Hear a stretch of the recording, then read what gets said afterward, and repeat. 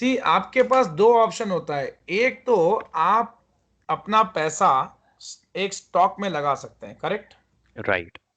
Stock में लगाने से क्या होता है, आपका अगर वो स्टॉक इन द सेंस अगर वो कंपनी लॉसेस में आ गई तो आपका पूरा पैसा चले जाएगा, पूरा पैसा डूब जाएगा। बिल्कुल। और ये डर होता है कि वो सही परफॉर्म करेगी कि नहीं करेगी, क्योंकि आप उतने बड़े एक्सपर्ट भी नहीं होते हो। राइट राइट बस राइट। किसी के बोलने पे रैंडमली हम किसी स्टॉक में पैसा लगा दिए, और एक ही स्टॉक में पैसा लगाने से, जैसे if you put all your eggs in one basket and if that basket falls, all the eggs kind of get damaged, correct। तो राइट कोई राइट। भी हमारे को एक भी एग हाथ में नहीं आया, करेक्ट और wrong. Correct sir. But portfolio type of like investment ऐसा है, and this mutual fund is nothing but your money what you were supposed to put in a stock, okay। So that money, instead of putting in a single stock, is designed or is allocated in such a way that with that investment what you're putting, you would get the benefit of diversification। जी जी। What kind of diversification, आपका पैसा आपसे, अगर आपको एक 10,000 रुपए लगाना है, स्टॉक नहीं खरीद के आप वो 10,000 रुपए एसेट मैनेजमेंट कंपनी को दे दो या म्यूचुअल फंड को दे दो। They will take that money. वो अपने हिसाब से आपके जो एपेटाइट है, रिस्क एपेटाइट, या आपको जो सूटेबल होगा उसके हिसाब से अपना, उनके पास एक 8-10 प्रोडक्ट्स होता ही होता है, ठीक है ना। हाँ जी हाँ जी हाँ जी। उनके पास लार्ज कैप होता है, मिड कैप होता है, स्मॉल कैप होता है, इंडेक्स फंड होता है, बॉन्ड लाइक आप डेट उनका फंड बॉन्ड होता है। फंड्स भी आता है, इक्विटी फंड्स भी आता है, तो बहुत सारे उनके पास रहते हैं। तो जी जी जी। इसमें से वो आपका, और वो क्या करते हैं, ज्यादातर कॉम्बिनेशन फंड्स भी होता है। तो आपका पैसा वो लोग बहुत सारे इन्वेस्टमेंट ऑप्शंस में डिवाइड करके लगाएंगे, और आपको एक शेयर दे देंगे अपने अपने लाइक म्यूचुअल फंड का, करेक्ट। वो ठीक। म्यूचुअल फंड का जो शेयर होगा वो आपका, अगर उसकी वैल्यू बढ़ती जाएगी मतलब आपकी वैल्यू बढ़ रही है म्यूचुअल फंड की, कम हो रही है मतलब फंड अच्छा परफॉर्म नहीं कर रहा है। इन जनरल स्टॉक्स में रिस्क बहुत होता है तो रिटर्न भी बहुत ज्यादा आता है, म्यूचुअल फंड में रिस्क कम होता है तो रिटर्न कैलकुलेटेड आता है, बट रिटर्न आने की ज्यादातर प्रोबेबिलिटी होती है। ओके, गॉट माय पॉइंट और नॉट। Right sir. तो अब ये म्यूचुअल फंड अगर हम थियोरेटिकली देखें तो बहुत टाइप के फंड्स हैं। पहले हम थोड़े कुछ पॉइंट्स को यहाँ डिस्कस कर लेते हैं। सी, हाँ। बस फर्क ये है कि हम अपना खुद का एसेट मैनेजमेंट नहीं करके किसी एक्सपर्ट को ये एसेट मैनेजमेंट करने के लिए दे रहे हैं, जो हाँ जी। अपॉइंटेड है इसी काम के लिए bye the mutual fund company. कई बार जी। तो बड़े बड़े जो मैनेजर्स हैं जिनको 20-30 इयर्स का एक्सपीरियंस आ जाता है, वो कॉन्फिडेंटली एक म्यूचुअल फंड कंपनी स्टार्ट कर भी लेते हैं, थोड़ा अपना इक्विटी लगा लेते हैं। इंडिया में कुछ ना कुछ रिक्वायरमेंट्स होती हैं आपको म्यूचुअल फंड कंपनी लगाने की, आपको स्टॉक एक्सचेंज कमीशन में अपने आप को रजिस्टर करना पड़ता है, कैपिटल कितना आप उसमें बता रहे हैं, कितना आपने खुद ने इक्विटी लगाया हुआ है, वो सब उनको बताना पड़ता है। बहुत सारे जी जी। फॉर्म्स फिलअप करने पड़ते हैं, लास्ट में आपको परमिशन मिल जाता है। देन यू कैन अच्छा। Pool the money, and then like whatever the like money you have taken from investors, you can pool it and you can put that money into diversified investment, socks. okay, in form of various funds what you have created, and give them the stock of your mutual fund, correct। Mutual. तो ठीक आपका mutual fund का stock कैसे value होता है, net asset value के हिसाब से होता है, वो भी हम देख लेंगे अभी, ठीक है ठीक ना। ठीक ठीक। So mutual funds are responsible for investing funds on behalf of their clients। यानी आप नहीं करके कौन कर रहा है, ये आपके लिए फंड मैनेजर्स कर रहे हैं। Portfolio manager. Portfolio manager, fund manager वही जो म्यूचुअल फंड को चलाने वाला मैनेजर है वही, ठीक है ना। जी जी जी जी। एक्चुअली ये कंपनी जो है फंड है ना, तो इसलिए फंड मैनेजर का नाम दे रहे हैं। वैसे पोर्टफोलियो मैनेजर्स अपना खुद का भी एक बिजनेस लगा के फंड नहीं मेंटेन करके ऐसे भी आपका पोर्टफोलियो क्रिएट करके इन्वेस्टमेंट करवा सकते हैं आपसे। हाँ हाँ हाँ हाँ। ये जनरली स्पेशली फंड मैनेजर क्यों, क्योंकि ये म्यूचुअल फंड कंपनी का मैनेजर है, ये मैनेज कर रहा है सब कुछ, everything is in his hands, okay, because is an expert. ठीक। सो जनरली बहुत सारा एक्सपीरियंस रखने वाला जो ये नितिन कामत जो जीरोधा का फाउंडर था, उसका भी था ये कंपनी। वो अब तो मतलब कंप्लीटली ट्रेडिंग प्लेटफॉर्म में, वो तो मतलब फिनटेक बना चुका है। पहले हाँ हाँ। उसका यही था, मतलब पहले उसका ये ट्रेडिंग ही चलता था उसके पास। ठीक ठीक ठीक So ठीक। fund managers are responsible for investing funds on behalf of their clients। ये एक फीचर है, ठीक है ना। तो क्लाइंट्स ने करके ये लोग कर रहे हैं, और based on clients investment goals, यानी इनको पता है कि कौन से एज के हिसाब से कौन से अर्निंग लाइक इनकम ग्रुप के हिसाब से कौन से टाइप के इन्वेस्टमेंट्स बेस्ट रहेंगे, वैसा ये लोग फंड बना के रख लेते हैं, ठीक है ना, रिसर्च करके। और जी आपको बोलते हैं कि आप इसमें लगा लो, ये हमारे प्रोडक्ट्स है, हमारे पास ये भी है, वो भी है, वो भी है, ये भी है, ये टाइप का फंड भी है। इस ये सारे फंड में मिड कैप स्टॉक्स है, इसमें लार्ज कैप स्टॉक्स है, इसमें स्मॉल कैप स्टॉक्स है, इसमें बॉन्ड एंड स्टॉक कॉम्बिनेशन है, इसमें हम लोग इंडेक्स में लगा रहे हैं, इंडेक्स लिंक्ड फंड है, ऐसे बहुत सारे फंड्स होते हैं, अभी हम देखेंगे।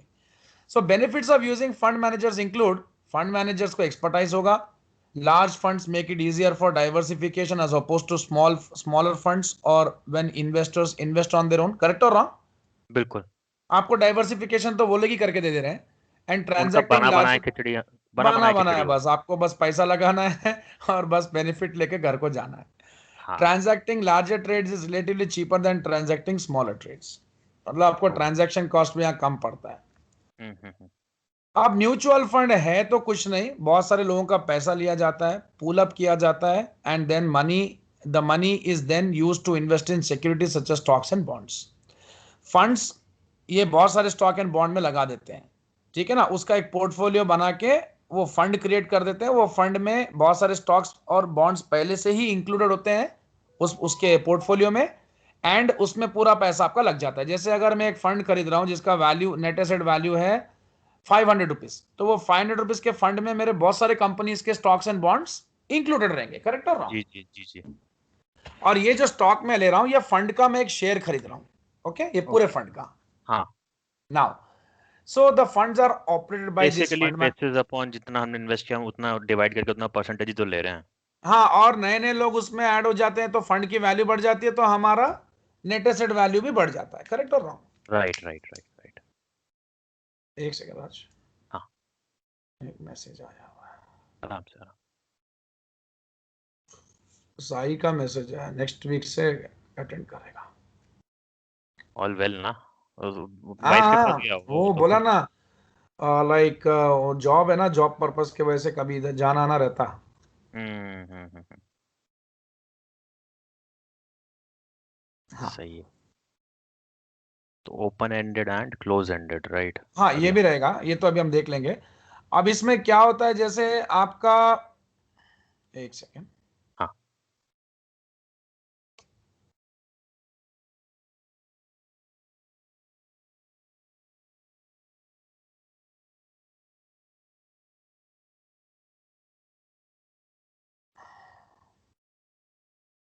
फॉर इंस्टेंस जैसे अगर आप एक स्कीम लेते हो म्यूचुअल फंड का, ठीक है ना, आपने 2 स्कीम में इन्वेस्ट किया हुआ है। ओके। गर्मी कैसा है दिल्ली में? सर अभी बारिश वगैरह कल हुआ था बट आज इतना धूप निकला हुआ ना, ह्यूमिड सा हो गया है। अरे दिमाग खराब, गर्मी में कितना भी एसी लगा है तो काम नहीं कर रहा इधर तो। ना ना ना ना ना। हमारे पे फेल ही है सर एसी, हम लोग खाली कूलर पे ही रहते हैं हम लोग। एसी मतलब यहाँ ठीक है, मतलब आज ही गर्मी लग रहा है, अभी ये just last like some days of May है ना, हाँ। सो इट विल बी इसके बाद तो अच्छी हॉरिबल। बारिश हो जाएगी उसके बाद। हाँ, उसके बाद आपको मई 29 को, मई 30 को इट सीम्स केरला में मानसून हिट कर दे रहा है। हाँ फिर गंदी देन, बारिश स्टार्ट हो जाएगी हाँ, हैदराबाद में। देन 1 वीक के बाद इधर भी आ जाता। और फिर वो न्यूज में आना शुरू हो जाएगा, आज यहाँ पे ये सड़क भर गई वो सड़क भर गई। तूफान अभी तो कोलकाता में यश बोल के तूफान आने वाला है ना। हाँ कह रहे हैं। अभी 28 को हिट करेगा, बहुत बुरा रहेगा वो, हम्म। अम्फान से भी डेंजर ना। तो मिस्टर ए है, उसने क्या किया है, 2 स्कीम्स में इन्वेस्ट किया है। ठीक। सो वो स्कीम्स क्या है, scheme A and scheme B, ठीक है ना, ओके। और वो इन्वेस्ट कर रहा है 1 लाख इन बोथ स्कीम्स। हम्म। और एनएवी, नेट एसेट वैल्यू, अब ये नेट एसेट वैल्यू भी हम पहले कैलकुलेट करके देख लेते हैं, हम्म, एक फंड की वैल्यू कैसे आती है। So market value of the assets at the close of the day, ठीक है ना, माइनस। जिस दिन वो क्लोज हुआ, minus liabilities by number of outstanding shares. Sir यहाँ पे लाइबिलिटीज जैसे मतलब क्या ये लोग पैसा लेते हैं ये बैंक वगैरह से? अब एक म्यूचुअल फंड कंपनी के एसेट्स भी होते हैं, लायबिलिटीज भी होते हैं ना। हाँ उसमें तो हम लोगों का पैसा आना चाहिए आइडियली, तो जो इन्वेस्टर्स बात तो के हैं जो कंपनी उससे। स्टार्ट करने के लिए इन लोग को भी तो फंड्स लगाना पड़ता है ना। हाँ नहीं नहीं, अब जैसे कि हम जब कैलकुलेट कर रहे हैं ना म्यूचुअल फंड का वैल्यू। हाँ देखो, लायबिलिटी कुछ भी हो सकता है, एसेट्स यानी जो वो लोग स्टॉक खरीद के रखेंगे, हम्म। स्टॉक्स बॉन्ड्स जो पोजीशन लेके रखेंगे। और लायबिलिटीज मतलब अब लाइक पेबल्स भी होगा कंपनीज को, हाँ जिनसे इन्होंने स्टॉक वगैरह खरीद के रखा होगा। हाँ। देखो आगे अगर मैं एसबीआई के स्टॉक ले लेता हूँ और बहुत सारे कंपनीज के स्टॉक लेके खरीद के रख लेता हूँ, हम्म। तो हो सकता है मेरे को पेमेंट भी करना होगा ना, कुछ आउटस्टैंडिंग रहेगा। बिल्कुल ठीक है। बिल्कुल बिल्कुल। तो एसेट्स वो होंगे जो हमारे पास हैं, जो हम लोगों ने कंपनी ने खरीद के रखे हुए हैं। और ओके। लायबिलिटीज वो है जो हमारे पेबल्स रहेंगे, उन कंपनीज को जिनके स्टॉक्स हमने कुछ लिए लेके रखे हुए हैं, जिनका पेमेंट कुछ ड्यू रहेगा। ठीक है ना। अच्छा ओके ओके ओके ओके हाँ, ओके। तो वो assets and liabilities divide by number of outstanding shares. ठीक है ठीक है ठीक है। तो इसका क्वेश्चन इन लोगों ने दिया नहीं है यहाँ पर, एक्चुअली मैं अपने बुक में क्वेश्चन है, मैं अपने बुक से निकालता हूँ। हाँ हाँ।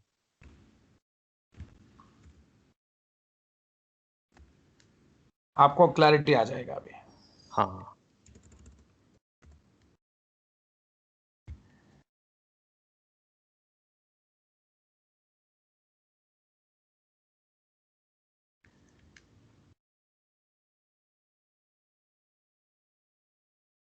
इंसेंटिव फी भी बता रखा है उन्होंने। फीस भी लेते हैं ना अपने से। हाँ नहीं, वो तो वैसे ही यहाँ पे तो लाइक वो आता ही है स्टेटमेंट में लिख करके। फीस बट लेते हैं, सब चीज के चार्ज करते हैं, इनका खुद का भी खर्चा रहता है, ऑपरेटिंग एक्सपेंसेस रहता है, सब रहता है।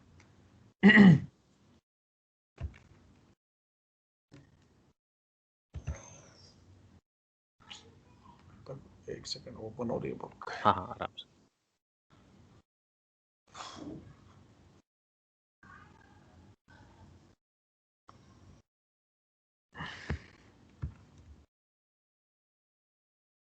आज आप लोगों के अभी अच्छी गर्मी चल रही होगी अभी तो। बहुत गर्मी है, बाप रे, दिमाग ही खराब हो जा रहा। बैकग्राउंड में ये मतलब एसी काम ही नहीं कर रहा, मैं जब से पसीने में हूँ। अरे बाप रे, हम लोग तो सर लाइट ही नहीं है। क्या? आज लाइट ही नहीं आई है, 12 बजे से गई हुई है लाइट आज। तो फिर कैसा अभी आप कैसा ले रहे हैं अभी? लैपटॉप चार्ज है आपका, डोंगल पे ले रहे हैं? मैं हम एक इन्वर्टर रखा हुआ है उस पे, एक तो इंटरनेट लगा के रखा हुआ है और घर के सारे पंखे लगा के रखे हुए हैं। Okay okay okay okay okay, आपका मतलब अभी आप आउटस्कर्ट्स पे है ना? हाँ हाँ हाँ। Okay okay. तो वो क्या सोसाइटी है कैसा? नहीं नहीं, विल्ला सर विल्ला। ओके, तो विला का मतलब उनका कुछ, उनका भी बैकअप रहता नहीं कुछ नहीं? सर विला में ना बैकअप नहीं रहता, जैसे कि बंगलो टाइप है हमारा। हाँ फिर। तो अच्छा, हर वो आप बंगला बना अलग लिए अलग। अपना खुद का? हाँ हाँ हाँ और ओन बना लिया, ओके ओके, हाँ राइट। हाँ। और यहाँ पे हमने वो प्रीपेड वो लगवा रखा है, इंटरनेट कनेक्शन। हाँ हाँ, नहीं मतलब जैसे अगर कम्युनिटी है तो वो लोग देते हैं, नहीं तो अपने को लेना पड़ता हाँ हाँ हाँ, हमारा कम्युनिटी नहीं है सर। है। समझ गया।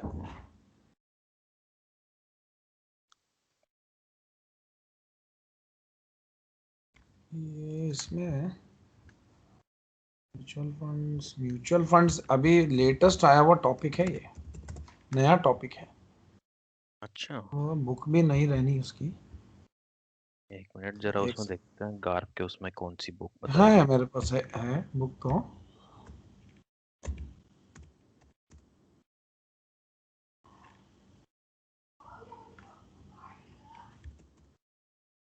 मिल गया, राइट, किसमें मिल जाएगा?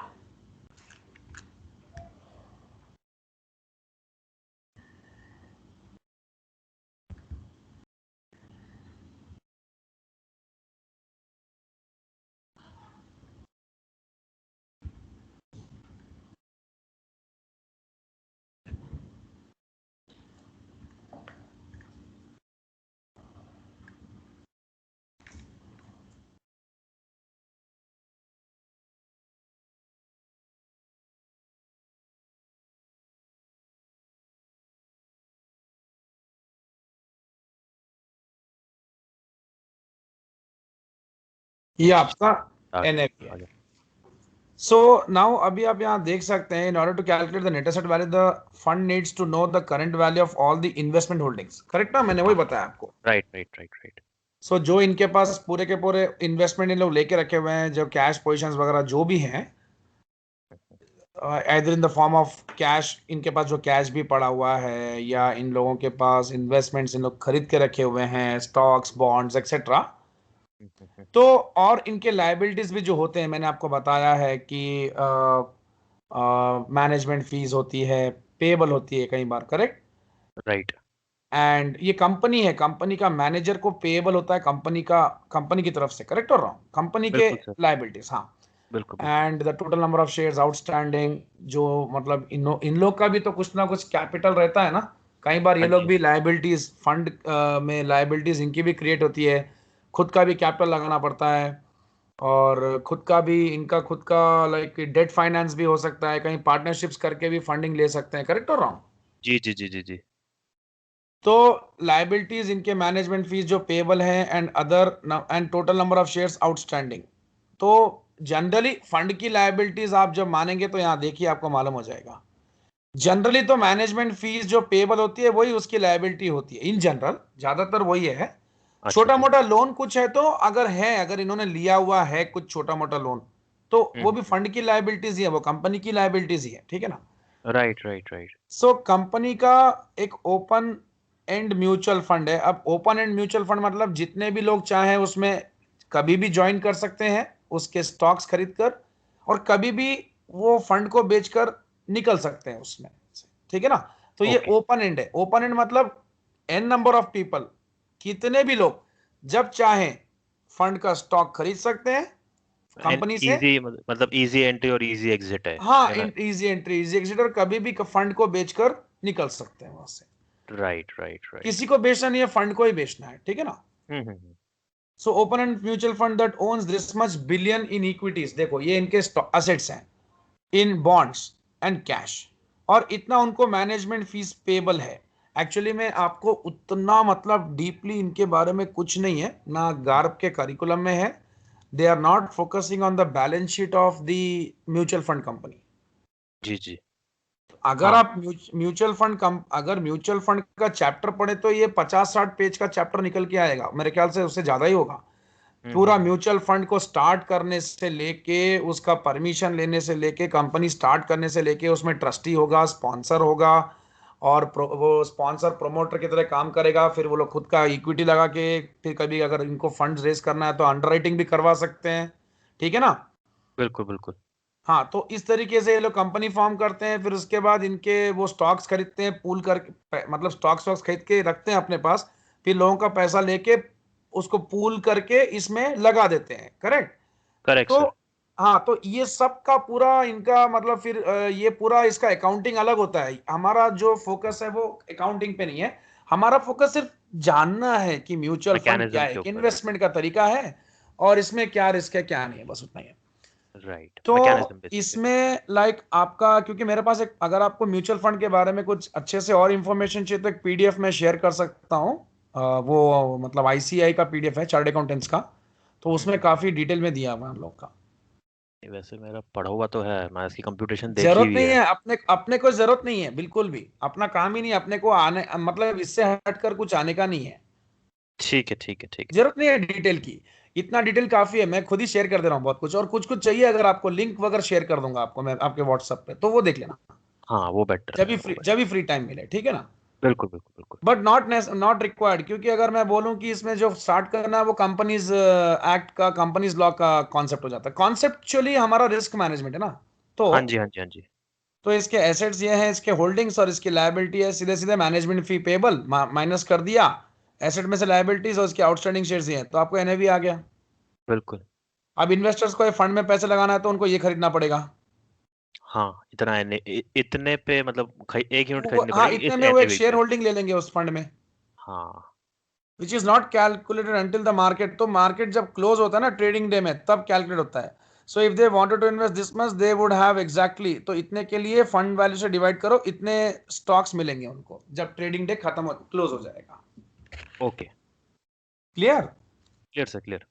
अब ये वैल्यू कैसे बढ़ती है एनएवी की, वो भी मैं आपको बता देता हूं एक एग्जांपल से, तो आपको फायदा कैसे होता है। तो अब आपके पास कितना पैसा है, 1 लाख है, आपको इन्वेस्ट करना। ओके। तो एनएवी, इसका जो एनएवी है वो 10 रुपीज है, इसके एनएवी 50 रुपीज है, ठीक है। अब इसके ओके। ये स्कीम में आप जो है 10,000 यूनिट्स इसमें आपने 1 लाख रुपए लगा दिया, अच्छा जी। इसमें भी 1 लाख रुपए लगा दिया, हम्म। इस पे आपको 10,000 यूनिट्स मिलेगा, इसमें आपको 2,000 यूनिट्स मिलेगा। Okay, simple mathematics, right. हाँ, अब कुछ नहीं है, इसमें हो रहा है ये कि returns earned in both the schemes is 10%। अच्छा जी। तो अब ये क्या हो जाएगा, ये 1,10,000 हो जाएगा, हाँ, और ये आपका 10% इस पे अगर आप, 1,02,000 हो गया प्रैक्टिकली। हाँ ये आपका मतलब 10,000 और हो गया, तो 1,10,000 डिवाइड बाई 50 और ये डिवाइड बाई 10, यहाँ पर आपको कितना 11 रुपए आ रहा है, यहाँ आपको 55 रुपीज आ रहा है। 55 रुपीज नहीं, तो बस आपके फंड की वैल्यू 220। बढ़ गई। सर 220 रुपये That's आएगा, it। 2,020 आएगा। दो इसमें हजार हाँ, 2,200 आएगा ना, नहीं 2,200 मतलब आएगा। इसमें नहीं, एक सेकेंड, हमारे ये हमारा टोटल वैल्यू है ना, हाँ हमारे हाँ हाँ, पास कितने यूनिट्स है, सॉरी इसको सॉरी, 10,000 से कर देंगे डिवाइड, हाँ सर, और इसको फिर 2,000 से करेंगे। हाँ हाँ, अब बस आया, बस। अब आया। तो ये तरीके से हमारा, मैं वो मतलब वैल्यू देखा नहीं, तो ये हमारा जो है इस तरीके से हमारा फंड का, हमारा जो NAV, इन्वेस्टमेंट उसका वैल्यू भी बढ़ गया। ठीक है ठीक है ठीक है, परफेक्ट। हाँ, अब हम जाते हैं नेक्स्ट पॉइंट पे। तो ये हमारा ओपन एंड फंड है, इसके बारे में हमने अभी देखा। Shares are traded at their NAV, the NAV is market value of, ये तो हम लोगों ने अभी देख लिया। NAV changes on daily basis usually at 4 p.m. every day reflect changes in underlying investments। आज हमने अभी देखा है कैसे चेंज होता है इन्वेस्टमेंट का वैल्यू। जी। All shares are also redeemed, purchase और रिडीम्ड एट एनएवी, यानी किसको खरीदना है या बेचना है तो एनएवी पे ही खरीदा जाएगा या एनएवी पे ही बेचा जाएगा। Okay. And in an open fund one deals with fund itself when buying share, सिर्फ फंड से डील करना है, यानी आप किसी को बाहर नहीं बेच सकते हैं। ओके। तो इसमें भी आपके 3 फंड्स हैं, money market, bond and equity. जो मनी मार्केट इंस्ट्रूमेंट हम्म। एक के बीच में अंदर, डिस्कनेक्ट, एक जरा दोबारा बोलेंगे, थोड़ा सा डिस्कनेक्शन आ रहा है। हाँ अभी आ रहा है वॉइस। हाँ अब आ रहा है, ये मनी मार्केट से बताइए।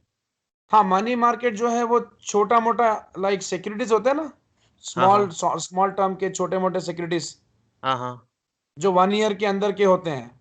Right right right right. जैसे आपके लाइक ट्रेजरी बॉन्ड्स हुए या छोटे मोटे money market funds, commercial papers. Commercial papers.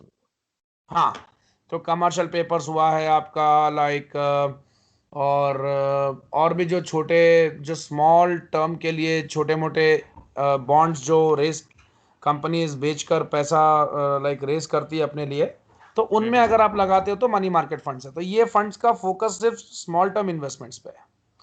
ये ठीक। बॉन्ड में पैसा लगाते हैं, लॉन्ग टर्म बॉन्ड्स में, जो कॉर्पोरेट बॉन्ड्स हो सकता है, गवर्नमेंट बॉन्ड्स हो सकता है, इधर पे भी छोटे मोटे कॉर्पोरेट बॉन्ड्स भी हो सकते हैं जो शॉर्ट टर्म के लिए होते हैं। इक्विटी मतलब सिर्फ इक्विटी में पैसे लगा रहे हैं, स्टॉक में। हाँ हाँ आप एक बार इनको रीड कर लो, एक सेकंड के लिए मैं होल्ड कर लेता हूँ।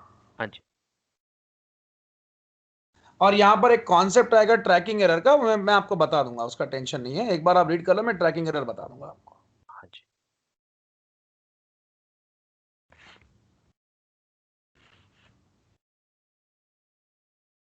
सर ये जो मनी मार्केट है वाला है, इसमें basically like less than 1 year से लेकर के 2 साल तक का होना चाहिए ना, मतलब।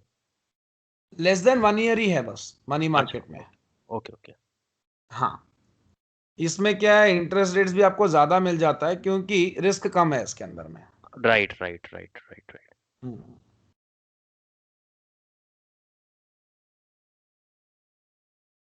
नहीं वही बैठ जाता, ठीक है गर्मी सर। बहुत। हाँ आराम से राज, पढ़ो पढ़ो।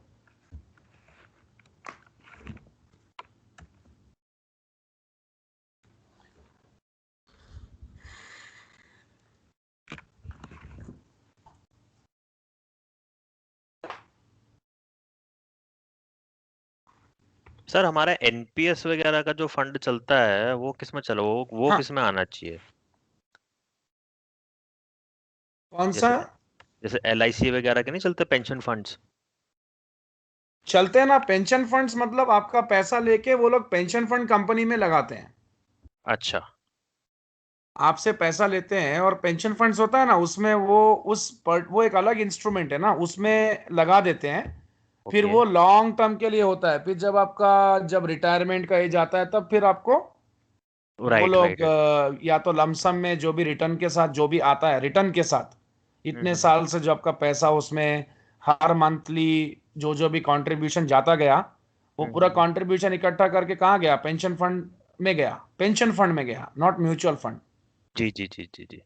पेंशन ठीक है फंड ठीक। भी ऐसे ही होता है, नहीं होता है बोल के नहीं है, अच्छा। लेकिन वो क्या है, आपको कुछ लॉक इन पीरियड रहेगा, उसका बहुत लंबा समय रहेगा। ठीक है ना? हाँ हाँ हाँ हाँ। तो पूरा सर पूरा एक चीज और, हाँ अब जैसे कि ये तो आपने बता दिया ओपन एंडेड फंड, हाँ ठीक है, बुक में एक और गिवन है क्लोज एंडेड।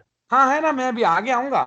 अच्छा अच्छा, ठीक है ठीक है अभी ठीक है सब कुछ है, बहुत कुछ है, है। हेड्ज फंड्स भी है, सब है। हाँ हाँ हाँ, ठीक है ठीक है ठीक उसका फीचर बता देता हूँ, क्लोज एंड फंड क्या होता है। क्लोज एंड फंड मतलब आपको अनलिमिटेड स्टॉक्स, अनलिमिटेड नहीं मिलेंगे स्टॉक्स, ठीक है ना? है। इसमें आपको अनलिमिटेड मिलेंगे स्टॉक्स ओपन एंड में। अच्छा आप कितने भी मतलब इसमें जितने भी लोग चाहे एंटर हो सकते हैं, जितने भी लोग चाहे एग्जिट हो सकते हैं, उसमें लिमिटेबल होते हैं। अच्छा। तो लिमिटेड लोग ही उसको ले सकते हैं, करेक्ट? हम्म। अब जैसे ओपन एंड फंड में लाखों या 10 लाख 20 लाख जितने बोले उतने शेयर्स मिल जाएंगे आपको।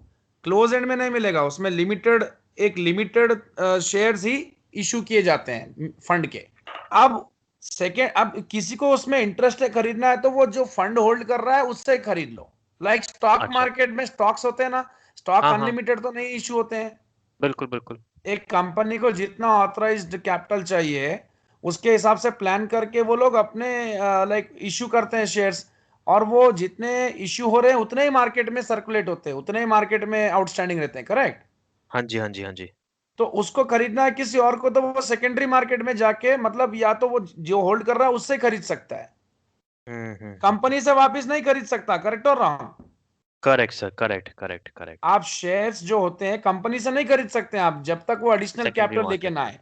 राइट जिनके राइट पास राइट। एग्जिस्टिंग है उनसे ही खरीद सकते हैं। वैसे ही हाँ क्लोज जी हाँ एंड जी। फंड भी ऐसा ही है, वो एक्सचेंज ट्रेडेड ही है, ओके।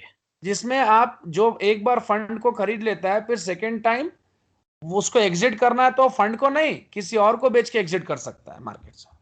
ठीक ठीक ठीक ठीक ठीक ठीक। और किसी और को एंटर होना है तो वो उसी से खरीद के उस फंड का हिस्सा बन सकता है। Got my point?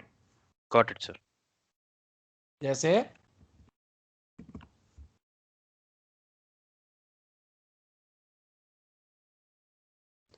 अब एक फंड है ये, क्लोज्ड एंड फंड। इसका एक एक 1000 शेयर्स इन्होंने बेचा है मार्केट में, ठीक है? अब वो ओके। 1000 शेयर्स इन्वेस्टर को ही बेचे होंगे। हाँ जी। अब ये शेयर्स इन्वेस्टर के पास है, अब किसी मिस्टर ए को ये फंड में एंटर होना है, तो वो इस इन्वेस्टर से खरीदना, राइट। फंड कंपनी से नहीं खरीद सकता, क्योंकि अब इसके पास इतना ही था लिमिटेड, उसने बेच दिया पूरा।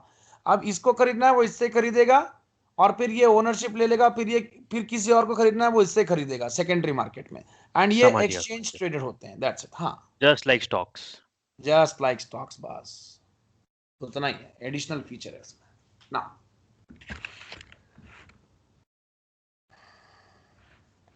तो अब इसमें नया कॉन्सेप्ट हमारा ट्रैकिंग एरर है। तो एक क्या होता है ट्रैकिंग एरर? मतलब हमारा जो फंड है, हम उसको क्या करते हैं, इंडेक्स से कंपेयर करते हैं। ओके। तो हमारा फंड और इंडेक्स, मतलब हमारा फंड जो है वो इंडेक्स के मुकाबले में कैसा परफॉर्म कर रहा है। जो हम्म। एक्टिव मैनेजमेंट होता है, एक्टिव मैनेजर्स होते हैं, वो क्या करते हैं, हमेशा मार्केट को बीट करने की बात करते हैं, correct? Right sir. They always say that they want to beat the market. जब वो बीट बिल्कुल। कर देते हैं मार्केट को, तो समझ जाना चाहिए कि बहुत अच्छी बात है। तो हम्म। यानी इंडेक्स जो नहीं दे रहा उससे अच्छा हमारा फंड दे रहा है। तो हाँ। Tracking error sees how much is the like difference in the earnings in this two funds, यानी इन दोनों अर्निंग्स के बीच में जो इनसे जो अर्निंग हो रही है, इनसे जो अर्निंग हो रही है, उसमें कितना डिफरेंस क्रिएट हो गया, करेक्ट और रॉन्ग? ओके। तो ट्रैकिंग एरर जितना कम रहेगा उतना फंड इंडेक्स के बराबर लाइक परफॉर्म करेगा, करेक्ट? करेक्ट सर, करेक्ट और करेक्ट। ट्रैकिंग एरर जितना ज्यादा रहेगा, फंड इंडेक्स से उतना ज्यादा डिफर करेगा अर्निंग्स में। तो राइट राइट जितना नजदीक मतलब फंड और इंडेक्स के बीच में अगर ट्रैकिंग एरर जीरो है तो दोनों में कोई एरर ही नहीं है, इसके अर्निंग्स और इसके अर्निंग्स एकदम सिमिलर है, सेम है। बिल्कुल बिल्कुल बिल्कुल। और अगर मतलब tracking error generally managers tracking error, क्योंकि ऐसा तो मुश्किल है कि ये दोनों का ट्रैकिंग एरर जीरो रहे, फंड मैनेजर जनरली 4 to 5 का ट्रैकिंग एरर लेके चलते हैं। अच्छा, 4 to मतलब 5 उतना मतलब कि उतने उतना बेसिस दूर, पॉइंट हाँ का। उतना दूरी तक चलेगा। इनके बीच में okay okay. Trekking error zero है, मतलब दोनों में कोई, दोनों का भी जो दोनों फंड और इंडेक्स दोनों एकदम सिमिलर परफॉर्मेंस दे रहे हैं। यानी इसमें अगर आपको 10% आएगा तो इसमें भी 10% आएगा। 4 to 5 ठीक। रखेंगे तो दोनों में डिफरेंसेस क्रिएट होगा, इसमें और इसमें डिफरेंसेस क्रिएट होगा। Right right right right. तो अभी मैं आपको बताता हूं, एक second. Tracking error is difference in actual performance between a position, usually an entire portfolio, and its corresponding benchmark. Correct? Correct Benchmark मतलब इंडेक्स और आपका फंड यानी आपका portfolio. Correct? Correct sir. Tracking error can be viewed as an indicator of how actively a fund is managed and its corresponding risk level. Okay. अब ये risk management में क्यों important है, बहुत देखो, ट्रैकिंग एरर कैसा होना चाहिए ये हम लोग देख रहे हैं अभी।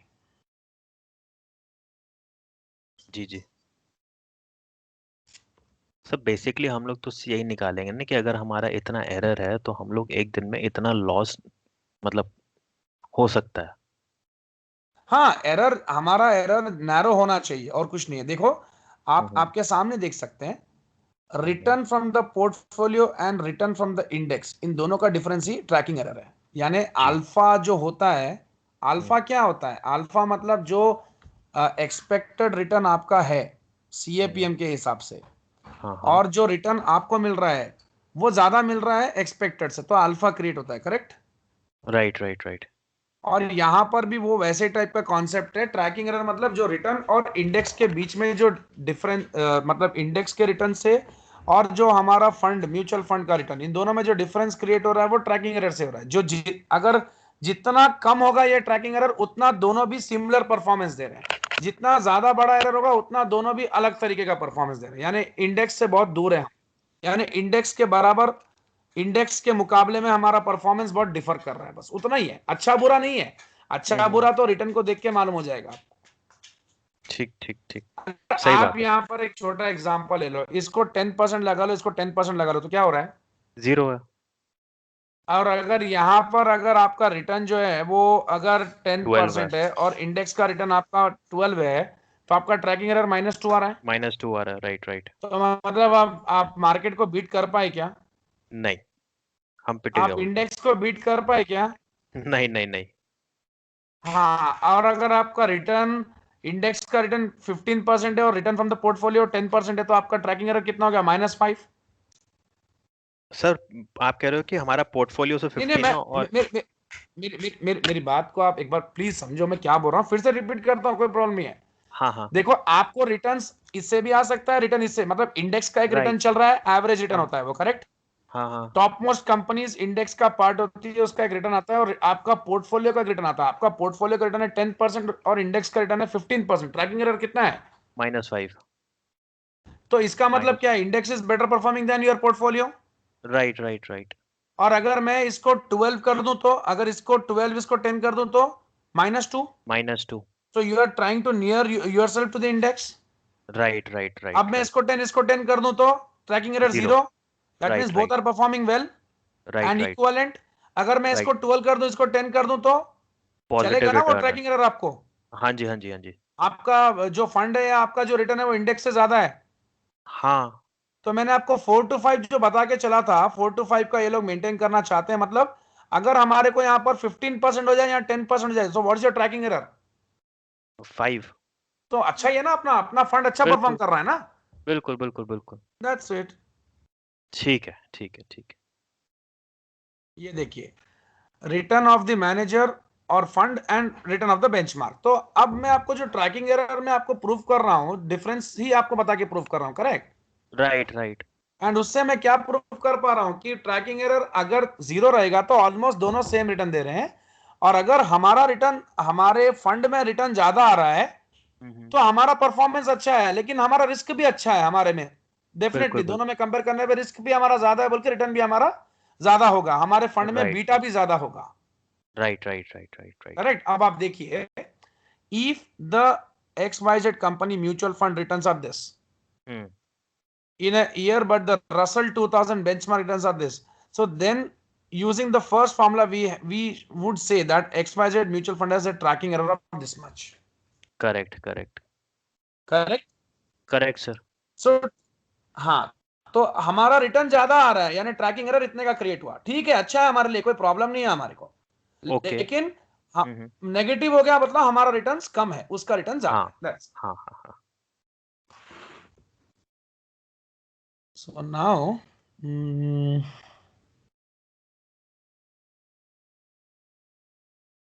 और क्या बोल रहा है ये?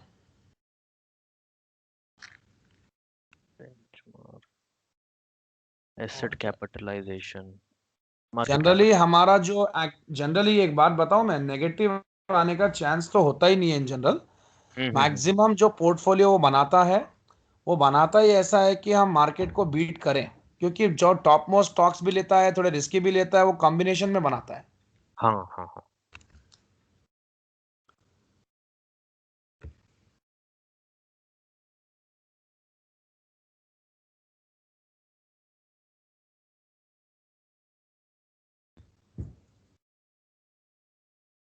यहाँ पर एक एग्जांपल बना के रखा है, देखो। हाँ आप देखो कि ये अपना S&P के रिटर्न्स है, ये म्यूचुअल फंड के हैं। तो एवरेज निकाला उसने, मतलब वो करके देख रहा है S&P, और इसका देखो -1 -2 -1, ये राइट राइट पूरे राइट। डिफरेंसेस दिख रहे हैं आपको। हाँ जी हाँ जी हाँ जी। आप उससे आराम से इंटरप्रेट कर सकते हो, कभी फंड बीट कर रहा है, कभी एक्टिव मैनेजर बीट कर रहा है। That's it. Correct. Right right right. That's it. अब इसका कैलकुलेशन करिए, इसका कैलकुलेशन का फॉर्मूला भी है। हाँ स्टैंडर्ड डिविएशन का फॉर्मूला ही तो है ट्रैकिंग एरर, है क्या? Right right right. How much you are deviating. एक बात सीधे सीधे बता दूं, ये क्या चल रहा है। ये बता नॉर्मल दो। डिस्ट्रीब्यूशन लगाओ, इंडेक्स फंड को मीन रिटर्न्स लगा दो, और आपका जो ये रिटर्न आपका है। मीन होता है, इससे कंपेयर कर रहे हैं ना आपका फंड का रिटर्न्स को। बिल्कुल बिल्कुल। 2% का आपका आपका डिविएशन है। करेक्ट। हाँ मतलब 8 से 12 के बीच में होना चाहिए। हाँ, मतलब ये 2% का डिविएशन चल रहा है आपका। Yes, correct. तो उसी तरीके से अगर आप देखते हैं, जनरली इसका जो फॉर्मूला है वो ऐसा है कि return from the fund minus return from the index, summation of that whole square divide by number number of of years. Stocks. Correct. हाँ, हाँ नंबर तो ये नंबर आपको of tracking periods error, periods हाँ पीरियड्स। आपको, हाँ trekking मिल जाएगा। हाँ हाँ। इसके पीछे सर लॉजिक तो यही है ना, क्योंकि अगर वैसे करेंगे तो फिर नेगेटिव वैल्यूज आएंगे, और नेगेटिव वैल्यू का अंडर रूट नहीं निकाला जा सकता फिर। अच्छा नहीं है नेगेटिव वैल्यूज, हाँ इसके पीछे हाँ। वही है लॉजिक, कि अगर हम स्टैंडर्ड डिविएशन करें तो ये कैसे भी करके जब मीन से माइनस करेंगे। इन एक्चुअलिटी एक बात बताऊं, इसमें हम, आप जो बता रहे हो इसमें माइनस, मतलब इसका लॉजिक कुछ भी नहीं है। आप जो बोल रहे हो मैं आपको बताता हूं आप क्या बोल रहे हो। हाँ हाँ। आप बोल रहे हो कि स्टैंडर्ड डिविएशन और वेरिएंस क्यों निकालते हैं, जब रिस्क का मेजर स्टैंडर्ड डिविएशन, तो वेरिएंस की क्या जरूरत है। करेक्ट। राइट। अब स्टैंडर्ड डिविएशन में क्या होता है, 10 20 30 40 50, इसमें से हम एक मीन लेते हैं, या इसका मीन फाइंड करते हैं। 90 120 140 150, 150 डिवाइड बाई 5 इज 30। 30, -20 -10 0 0 10। 10 20, तो इसका जीरो आएगा, ये जीरो आएगा तो हमको कोई वैल्यू नहीं आने वाली, समेशन x माइनस एक्स जी बार जी बाई एन। तो जी। इसीलिए हम क्या करते हैं, इसको स्क्वायर करके स्क्वायर। नेगेटिव एलिमेंट हटा देते हैं और अंडर रूट करके स्टैंडर्ड डिविएशन निकाल लेते हैं। हाँ। जनरली अगर हम नॉर्मल डिस्ट्रीब्यूशन का एक कर्व बनाएंगे, हमको चाहिए मीटर्स, हमको चाहिए मीटर्स में डिविएशन, ठीक है राइट ना, राइट राइट और राइट राइट। हमको दिया हुआ है मीटर स्क्वायर। तो हमको मीटर में चाहिए, तो मीटर स्क्वायर का क्या करेंगे हम लोग, meter square under root. Represents what, variance. This represents what, standard deviation. That's it. तो इसीलिए उसको रूट करेंगे तो हमको मीटर में आ जाएगा और फिर हम उसका वोलेटिलिटी निकाल लेंगे। ठीक ठीक ठीक ठीक ठीक। समझ में आया? Right sir. बढ़िया। आगे बढ़े। हाँ सर। अब expense ratio, the cost ratio is the annual management fee express as percentage of assets value under the management. तो ये मतलब एक्सपेंस रेशियो बताता है कि कितना चार्ज कर रहे हैं वो अपने से। वैसे एक्सपेंस रेशियो हमारे बुक में भी नहीं है। एक सेकंड, एक्सपेंस रेशियो एक सेकंड में बताता हाँ हूँ। आराम। करिकुलम में क्वेश्चन है तो कर लेंगे। हाँ हाँ।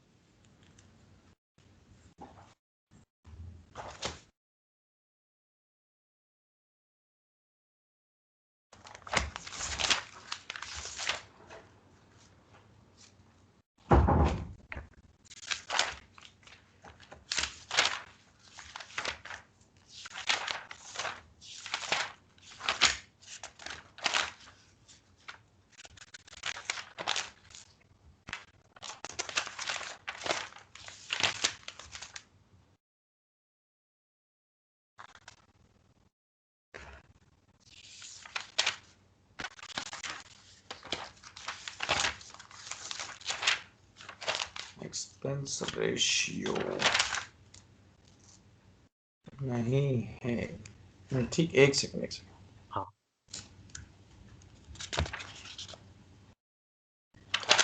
जनरली ये लोग फीस वगैरह चार्ज करते हैं अपना, इनका हम्म। खुद का भी एक्सपेंस होता है, नहीं होता बल्कि नहीं है।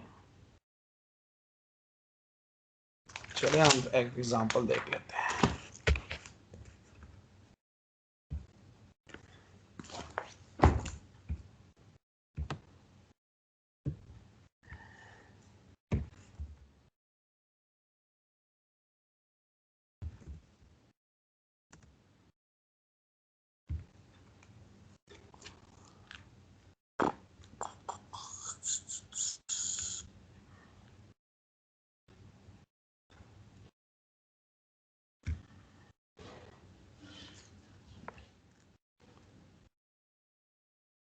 तो एक्सपेंस रेशियो कुछ भी नहीं है, annual maintenance charge levied by the mutual funds to finance its expenses, correct. Right. So इनके जो कुछ भी मतलब ऑपरेटिंग कॉस्ट है, मैनेजमेंट फीस वगैरह, एलोकेशन चार्जेस, एडवर्टाइज, मार्केटिंग हाँ सारे। पूरा मार्केटिंग फंडिंग, ये पूरा इनका एक्सपेंसेस होता है। एक क्वेश्चन दे दिया तो काम खत्म हो जाता। एक्चुअली एक रूल बनाते हैं लोग कितना लेना है। हम्म। हाँ वो तो रहता ही है सर कि आपका इतना मिनिमम इन्वेस्टमेंट होना चाहिए। हाँ हाँ, करेक्ट करेक्ट, यहाँ पर बताता है। Expense ratio reveals the amount that an investment company charges investors to manage an investment portfolio, correct? Okay. क्योंकि अपने से पैसे लेगी तभी तो ये सबका वो मैनेजमेंट कर पाएगी ना। बिल्कुल सर। तो ये हम लोग का जो रिटर्न्स आता है ना उसमें से कट कर लेते हैं लोग अपना पूरा पैसा। हाँ ठीक है हाँ ना, हाँ। जो एक्सपेंस ये लोग हम लोग से जो एग्रीमेंट में बोलते हैं कि इतना इतना हम चार्ज करेंगे। बिल्कुल बिल्कुल। तो जनरली हम क्या देखते हैं भाई, ये जो है अपना पूरा फीस वीस काट के पैसा देते हैं, वो फीस से ये लोग अपना खर्चा भरते हैं। सो हाँ। What they, this is nothing but that an investment company, an amount that an investment company or mutual fund charges investors to manage an investment portfolio because they are doing it for us, or a mutual fund और an exchange traded fund, जो closed end fund के जैसा ही होता है, जो exchange traded ही होता है, stock के जैसा ही होता है, करेक्ट। ओके जैसे मैंने ओके आपको ओके। क्लोज्ड एंड फंड बताया, वैसे ईटीएफ भी वही है। हाँ। एक म्यूचुअल फंड है बट यही है कि वो स्टॉक मार्केट में ट्रेड होता है, बस उतना ही है। ठीक है। और लिमिटेड ही इश्यू होता है। Okay. So expense ratio is calculated by dividing, अब यहां पर हमारा पॉइंट क्लियर हो रहा है, mutual funds operating expenses by the average total dollar value of assets of the fund. Right. मतलब अगर इनका एक्सपेंस 10,000 है, ठीक है ना, हम्म। इनका एक्सपेंस है $10,000 और इनका एवरेज टोटल एसेट्स जो है, नेट एसेट्स बोल रहे हैं क्या, नहीं। Total dollar value of total assets total dollar of value. All the assets in the fund, हाँ। तो वो सपोज $1 लाख है, तो सीधा तो 10% हमारा है। कितना हो गया, 10% इनका एक्सपेंस रेशियो आ गया। Right right. $1 पे 10 सेंट्स का इनका एक्सपेंस इतना कमीशन, लग रहा है, राइट। खर्चा लग रहा हाँ है, हाँ, ठीक है ना, वो राइट। हमसे वसूल लेंगे ये लोग, दैट्स इट। ठीक ठीक ठीक ठीक। वेबसाइट मेंटेन करते हैं, सब खर्चा वर्चा होता है। लेकिन जैसा हम लोग डिस्कस किया 10% इतना कोई पे करने वाला नहीं है। हाँ एवरेज एक्सपेंस रेशियो 0.5 to 1% होता है, क्योंकि फंड बहुत बड़ा होता है तो एक्सपेंस भी बड़ा ही हो, इनका मतलब ये छोटे परसेंटेज में बड़ा अमाउंट इनका निकल जाता है। हाँ। 2.5% के ऊपर रेयरली एक्सीड करता है, नहीं जाता है। ठीक है, सो हम एक नोट लगा सकते हैं यहाँ पर, expense ratio generally generally it would be like, between one अगर टू हम फाइव उसका एक बैंड बनाए तो 0.5 से 1 के बीच में रहेगा। और फॉर पैसिव इंडेक्स फंड्स, यानी जिसमें आपका पैसा बॉन्ड वगैरह में लगाया जाता है, लॉन्ग टर्म इन्वेस्टमेंट्स में लगाया जाता है, तो उसमें तो 0.2% ही लेते हैं वो लोग बस। अच्छा। लेकिन अगर आप ईटीएफ्स की बात करेंगे या अगर आप लाइक म्यूचुअल फंड्स की बात करेंगे तो उसमें आपका फीस ज्यादा होगा, करेक्ट। वो लोग राइट सर। 0.5 से 1 के बीच में लेंगे। ठीक ठीक ठीक। क्लोज्ड एंड म्यूचुअल फंड्स मैंने ऑलरेडी बता दिया है, ओपन एंड भी बता चुका हूं। आप एक बार इसके ऊपर अपना नजर ये घुमाएंगे, टेबल, हाँ, टेबल हाँ, टेबल आराम से टेबल। आराम से।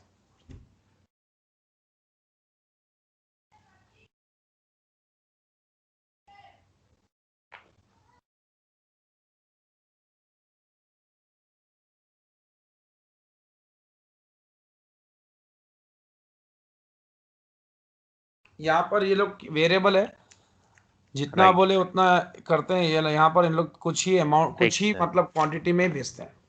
अपने राइट, बुक वही, हाँ। में बहुत मतलब अच्छा दिया हुआ है, श्वेजर में भी। हाँ। जनरली उसको अगर आप रेफर करेंगे तो ये पॉइंट्स बहुत क्लियरली दिख जाएंगे। जी जी जी। ठीक ठीक सर, आगे बढ़िए। हाँ हाँ, ओके ओके, यहाँ तक क्लियर है ना पूरा पॉइंट। Clear sir, clear. तो क्लोज्ड एंड फंड्स में कोई इंक्रीमेंट नहीं होता शेयर्स का, स्टैटिक रहते हैं, फिक्स्ड रहते हैं, फिक्स नंबर ऑफ शेयर्स ही देते हैं वो लोग, ठीक है ना। ओके। Point next. फिक्स्ड रहता है, प्लस वो मैच्योरिटी भी तो फिक्स्ड है। हाँ, उनका मेच्योरिटी भी 3 to 5 years का ही होता है। और हाँ। वो लोग का मतलब एक स्क्रिप्ट जो निकलता है वो फिक्स निकलता है, यानी जितना मनमाना उतना नहीं। हम्म।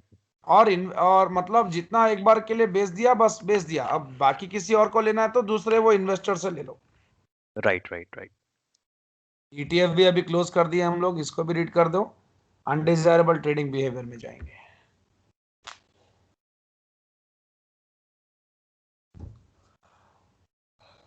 इसमें क्या होता है बोले तो इसमें दोनों का फीचर होता है इसमें, हाँ। both open and closed end. To create an ETF, investor deposits money in exchange for shares in ETF.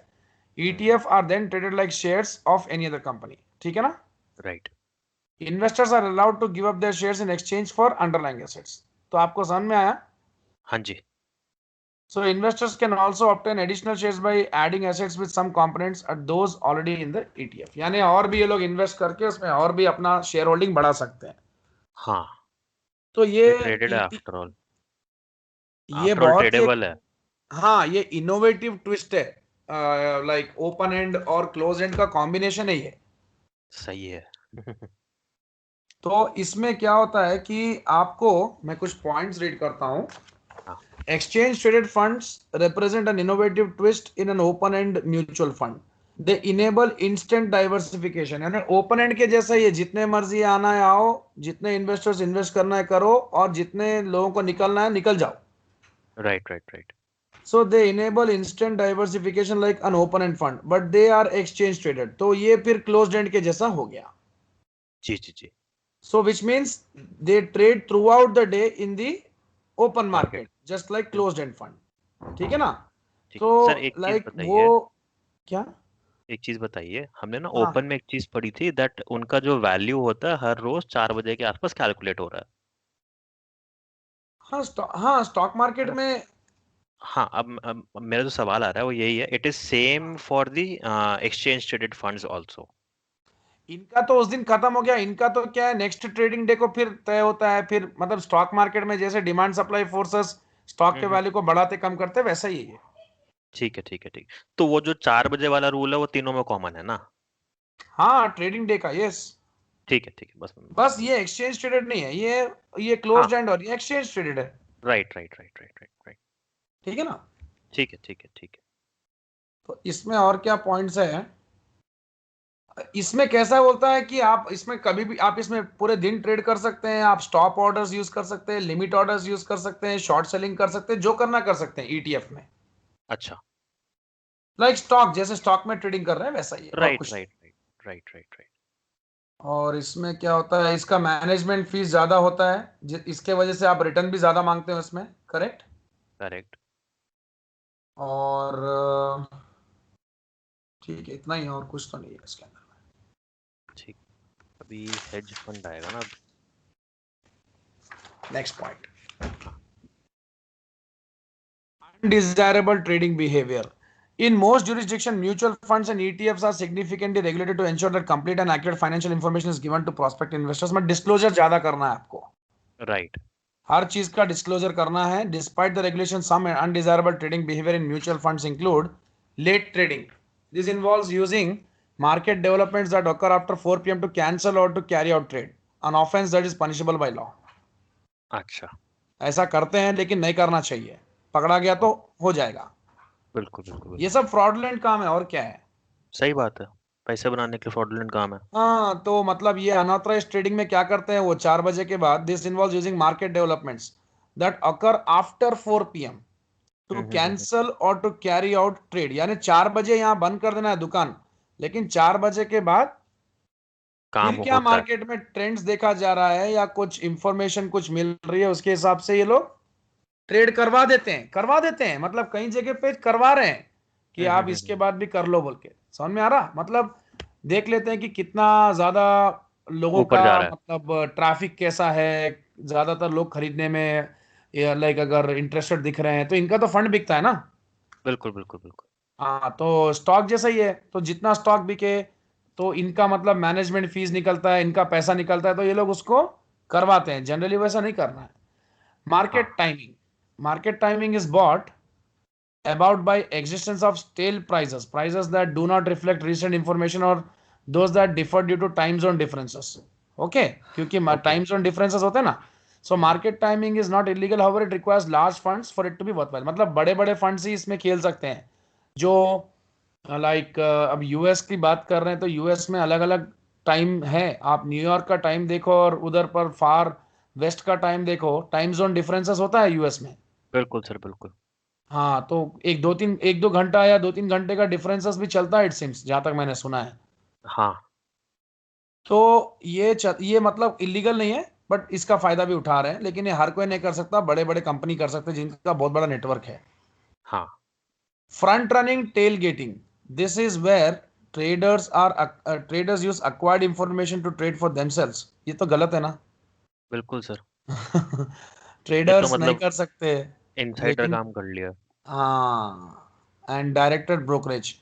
This involves a contract between a mutual fund and a brokerage house. Hmm. Like the mutual ये भी fund बहुत agrees to होता है। carry its trades to the brokerage house. तो ये भी गलत है, ये नहीं करना है. इसके ऊपर भी काफी नजर रखी जाती है. अब डायरेक्ट के आते ऊपर हैं. नहीं रख जाती सर। हाँ, डायरेक्ट है गलत, पर उसके ऊपर नजर रखने का तरीका नहीं है अभी हमारे पास। नजर क्या रखते हैं, सब मिले हुए ही हैं. अरे सर, मेरे को पता है ना, जब मैं इंटर्न कर रहा था ना सेबी में, मैंने 3 बार ही बोला था मार्केटिंग के ऊपर। हाँ. कहते इसको हम कैसे क्वांटिफाई कर सकते हैं? मैंने कहा क्वांटिफाई नहीं, आप ट्रैफिक देख लो ना खाली। हम्म, कहते नहीं सुनते नहीं है ऊपर वाले। मैंने कहा हाँ, वो बात अलग है।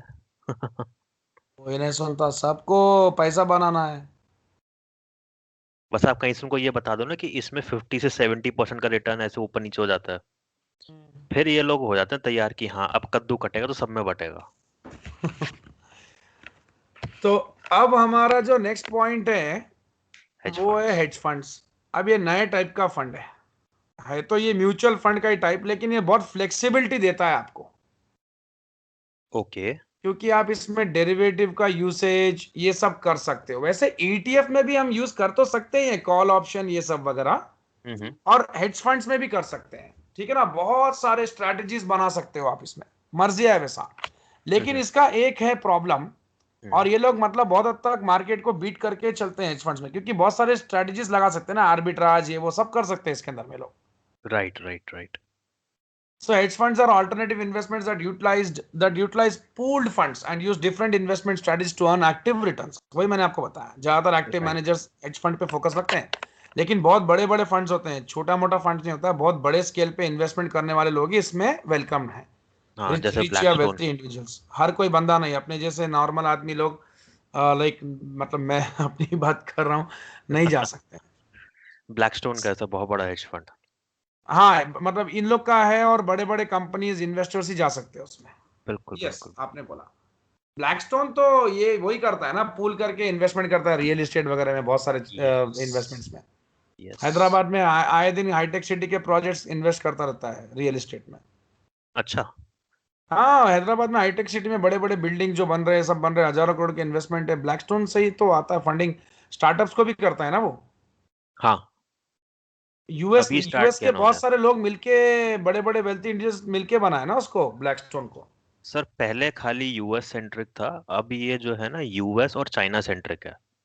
अच्छा चाइना भी, चाइना में तो फिर वही है, वहां पर बहुत सारा उनके पास, उनका तो फॉरेक्स रिजर्व बहुत ज्यादा है ना। यूएस हाँ, का कुछ इसीलिए भी नहीं है उनके फॉरेक्स रिजर्व के सामने। कुछ भी नहीं है। अब ये यूएस और चाइना सेंट्रिक है। हम्म। चलिए आगे बढ़ते हैं। इसमें सो हम लोग फॉर को इतना पता नहीं चलता ना इसके बारे में, ये थोड़ा क्लोज्ड होता है, इसके वो नहीं पता चल इसके पाता कि इसका कैसे इंफॉर्मेशन लगेगा। किसको देते थोड़ी है ये लोग बिल्कुल ट्रांसपेरेंट नहीं है। बिल्कुल भी नहीं है। नहीं है। सो इंफॉर्मेशन आप निकाल ही नहीं सकते। For instance hedge funds use derivatives and leverage to create high returns, यानी डेरिवेटिव का भी यूसेज करते हैं, और लेवरेज यानी लोन वगैरह उठा के, जैसे मार्जिन ट्रेडिंग आपने देखा ना, आप बड़ा इन्वेस्टमेंट लोन लेके कर दे रहे हो, और फिर उससे अच्छे रिटर्न्स निकाल रहे हो, करेक्ट। करेक्ट। एक सेकंड राज, मैं चार्जर लगाता हूँ। हाँ जी, हाँ जी।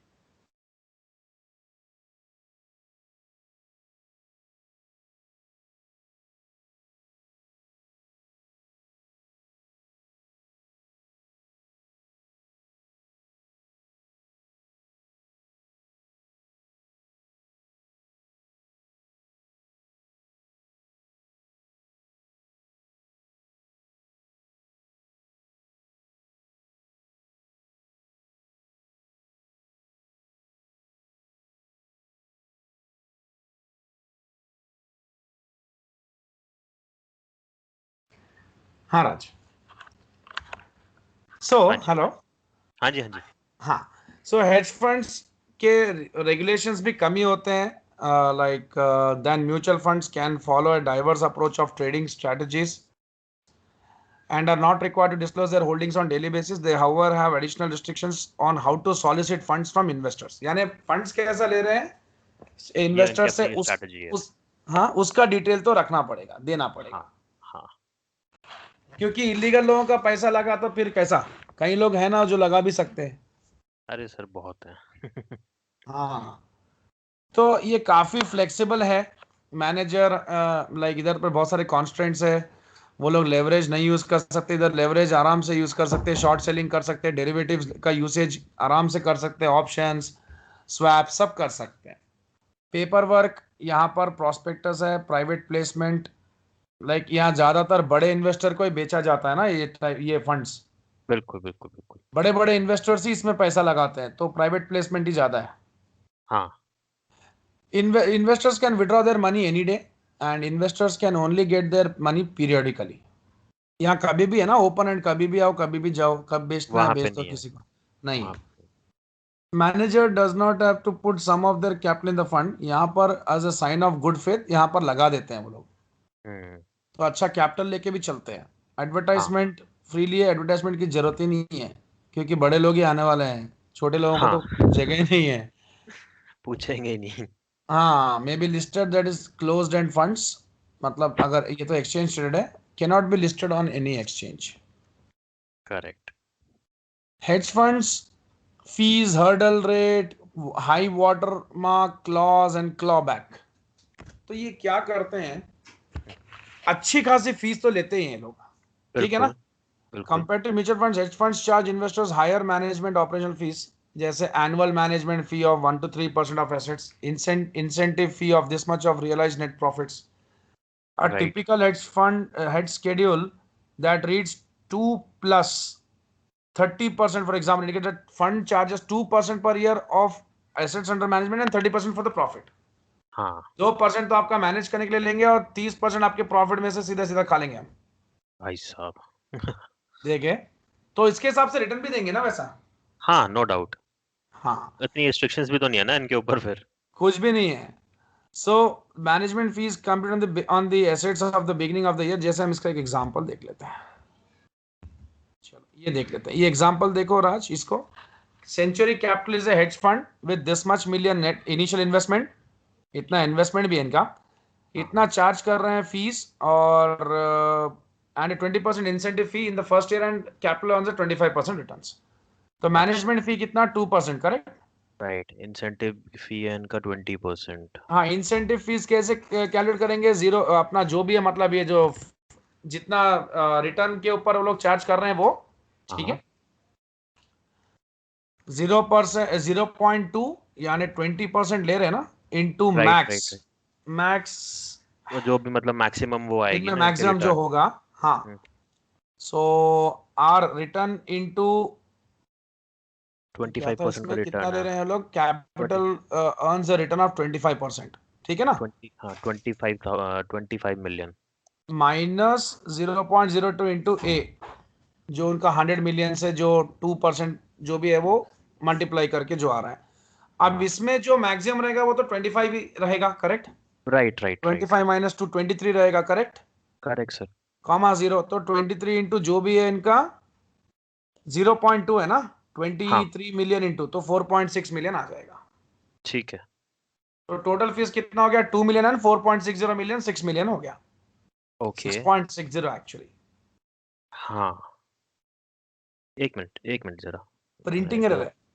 हाँ नहीं हाँ मैं वही मैं सोचा था कुछ अलग लग रहा अब प्रिंटिंग एरर, प्रिंटिंग एरर है वो, है। हाँ प्रिंटिंग एरर अब है। ठीक है अब ठीक है। हाँ हाँ। मैं को ये क्या इतना मतलब इतना ऊपर नीचे कैसे हो रही है वेरिएशन। हम्म। अब ठीक है अब ठीक है। सही है। ना,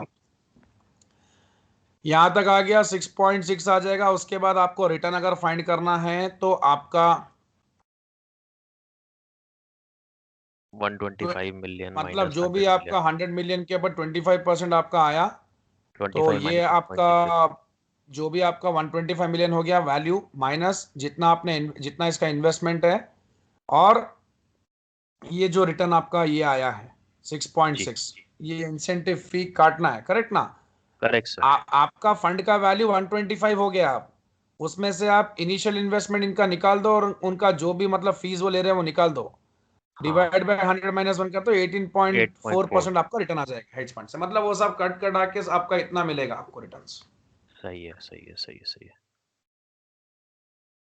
सर ये इंसेंटिव फी का फॉर्मूला एक मिनट जरा मैं लिख लूं। हाँ हाँ, प्लीज, क्यों नहीं। एक मिनट ये एक अपने बुक में नहीं है, ये अलग से दे रहे हैं। हाँ नहीं एक्चुअली इस बार इनका कोर्स ना बहुत बारी चेंज हो चुका है गार्प का। नहीं नहीं, अपने अभी उसमें नहीं है, लाइक गार्प के बुक में भी नहीं है। नहीं नहीं सर वो तो ठीक है एक्चुअली ना ये पिछले साल से मतलब पिछले साल के लॉकडाउन से स्टार्ट होने के बाद से लेके अब तक ये लोग मेरे को एक बंदा बोला कि भाई 2 बार इनका कोर्स ना चेंज ही हो चुका है। ऐसा। मतलब हाँ मतलब 2 बार एडिशन डिलीशन हुआ है तो जो भी एक्स्ट्रा ज्ञान लग नहीं, रहा है मेरा ना। जो बुक है 2021 का, 2020 का है। Okay okay okay. आपके बुक में देखो ना, लाइक राज में आप आपका श्रेजर बुक में देखो ना एक बार। हाँ हाँ एक मिनट।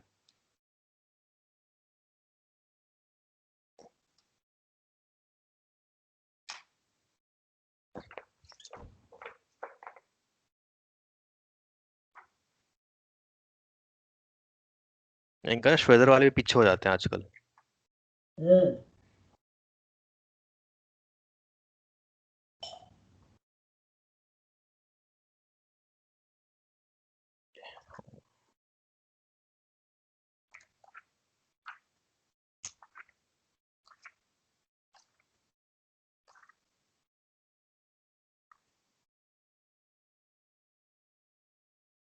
नहीं इसमें भी नहीं है।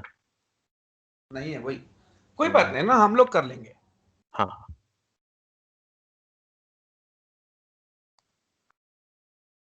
चलिए आगे बढ़ते हैं।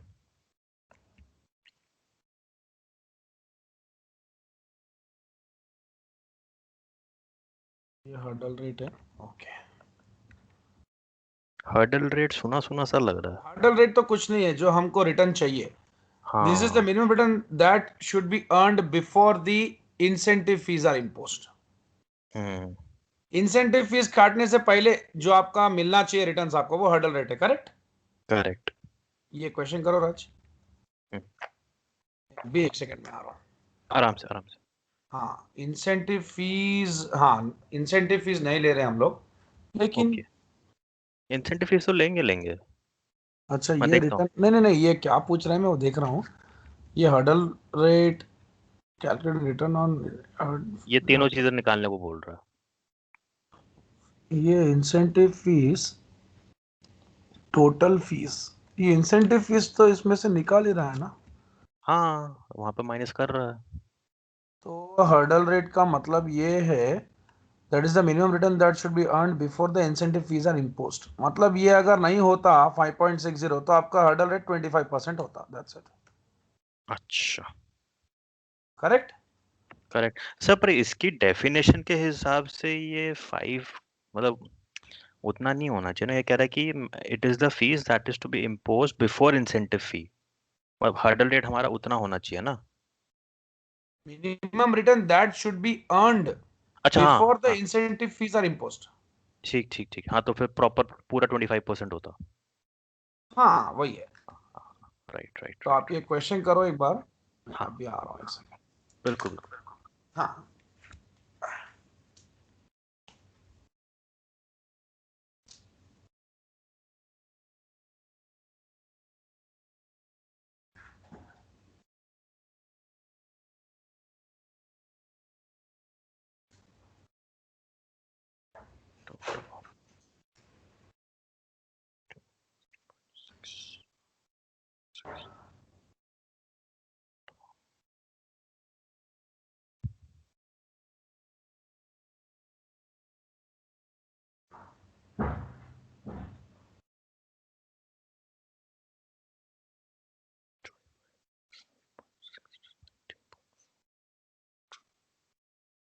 ठीक है। बरोबर बरोबर।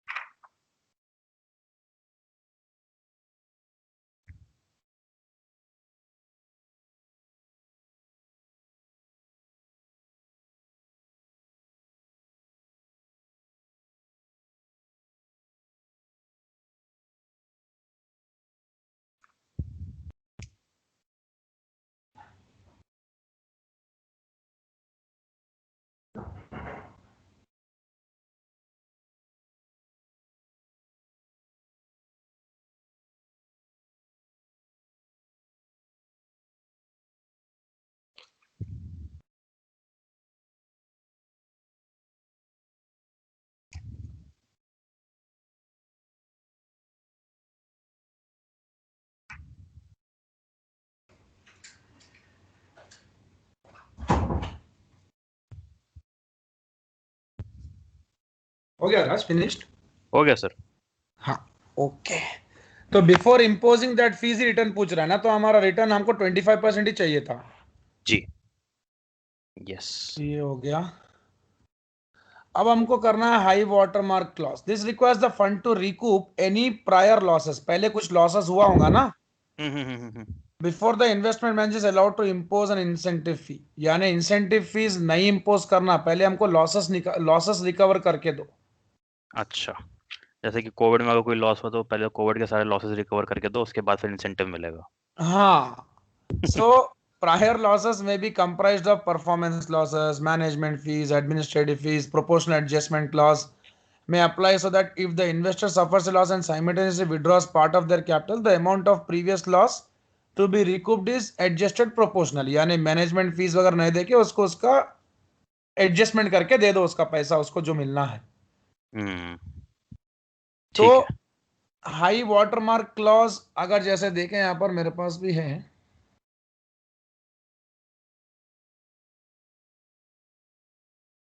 सर तो ये क्लॉबैक्स और हाई वाटर मार्क में क्या है मतलब डिफरेंस? बेसिकली क्लॉबैक तो वो हो गया ना मतलब कोई लॉस आ गया।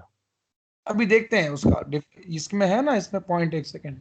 हाँ हाँ अभी पहले हम लोग वाटर मार्क देख लेते हैं। ठीक है। So a high water mark is the highest peak in the value that an investment fund or account has reached. ठीक है ना? हम्म। तो this is okay. often used in the context of fund manager compensation, which is performance based. So a high watermark ensures manager does not get paid large sums for poor performance. Hmm. Clear? Clear sir, clear. हाँ।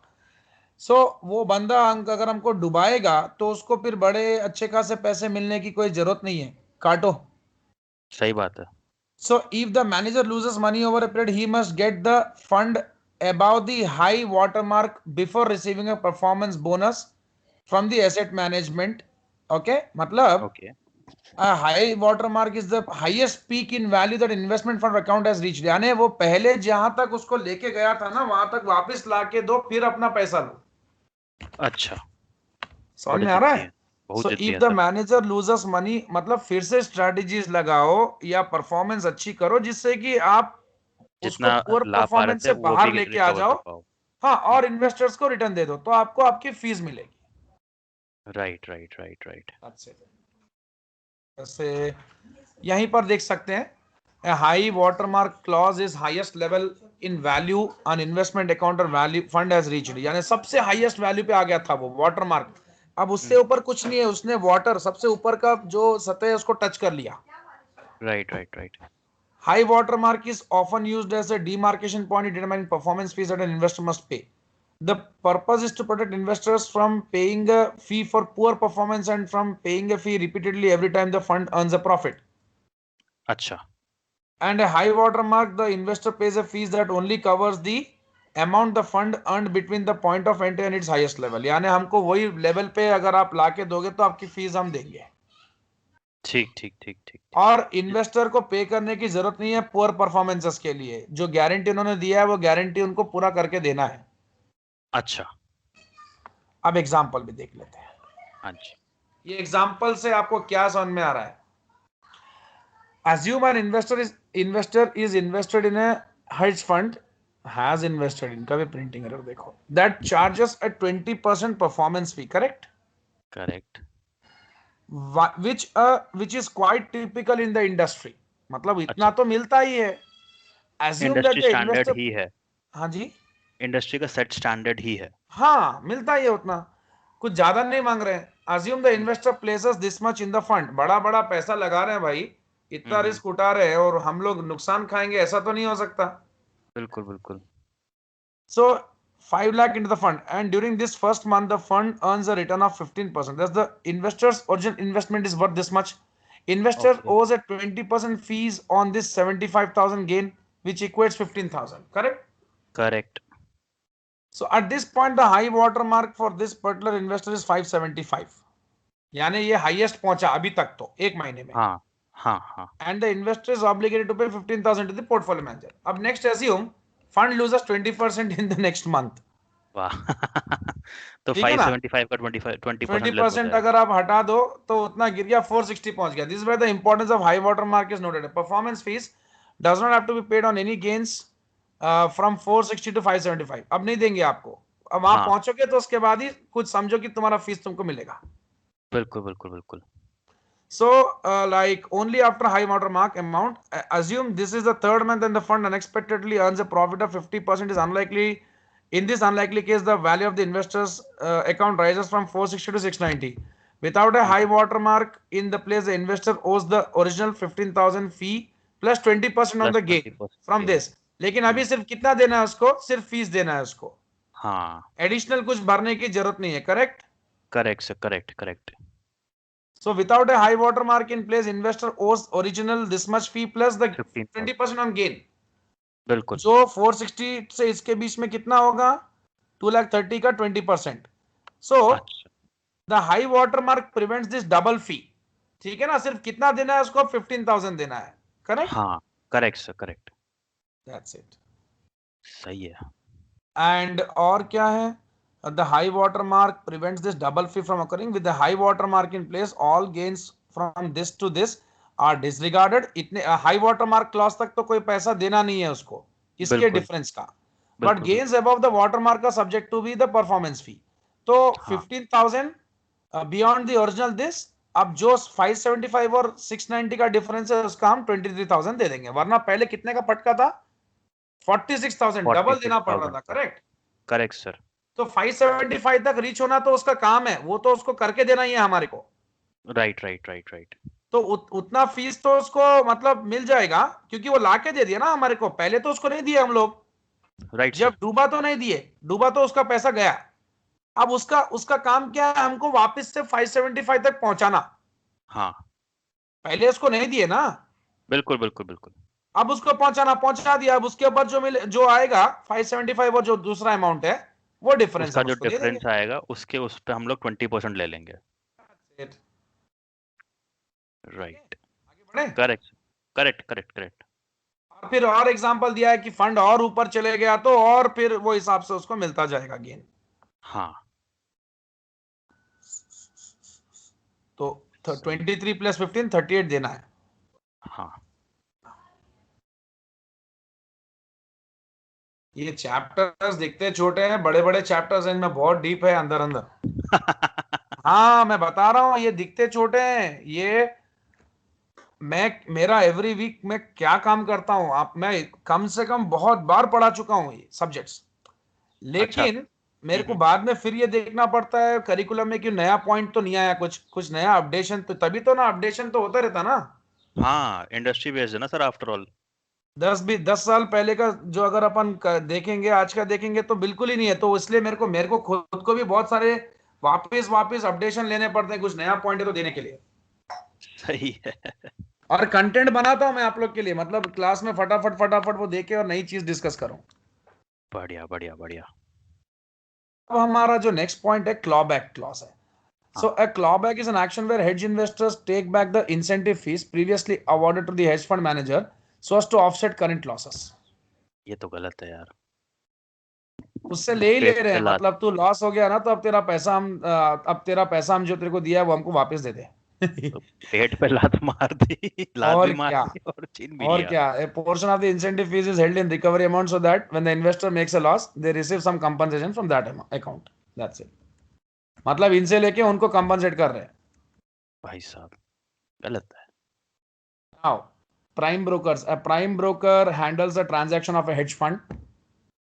हम्म। These transactions include lending them money, providing risk man, मतलब अब इतने बड़ी company है hedge fund, इनको कुछ कुछ पैसे की जरूरत होती है या इनको रिस्क मैनेजमेंट सर्विसेज के लिए प्राइम ब्रोकर लाइक हेल्प करता है। और हम्म। Hedging services, carrying out stress test on their portfolio. ठीक है ना? Right common right. Price prime brokers तो बैंक्स होते हैं। ओके। ये जो हेज फंड स्ट्रैटेजी, ये जो है ना, इसका मेरा एक वीडियो है मेरे पास पूरा, मतलब आपको मैं दे सकता हूँ अगर आप चाहो तो, जिसमें मैंने बहुत डिटेल में डिस्कस किया हुआ है राज। सर तो आप मेरे को वीडियो दे दो फिर इसका। तो ना वो, हाँ वीडियो दे दो इसका फिर आप। अगर आपको कुछ उसमें कुछ ऐसा कुछ प्रॉब्लम लग रहा है तो मैं डिस्कस करूंगा नेक्स्ट वीक, नो हाँ प्रॉब्लम। हाँ वो बेटर रहेगा। क्योंकि मैंने एक स्टूडेंट के साथ पूरा हेज फंड्स का जो स्ट्रैटेजीज है उसको डिस्कस किया है पूरा। अच्छा। आप ये मुझे तो दे दो ठीक। जो भी मेरे क्वेश्चंस होंगे ना वो मैं फिर आपको फ्राइडे तक भेज दूंगा। ट्वेंटी हाँ सेवेंथ हो जरूर जाएगी जरूर ना जरूर, फ्राइडे।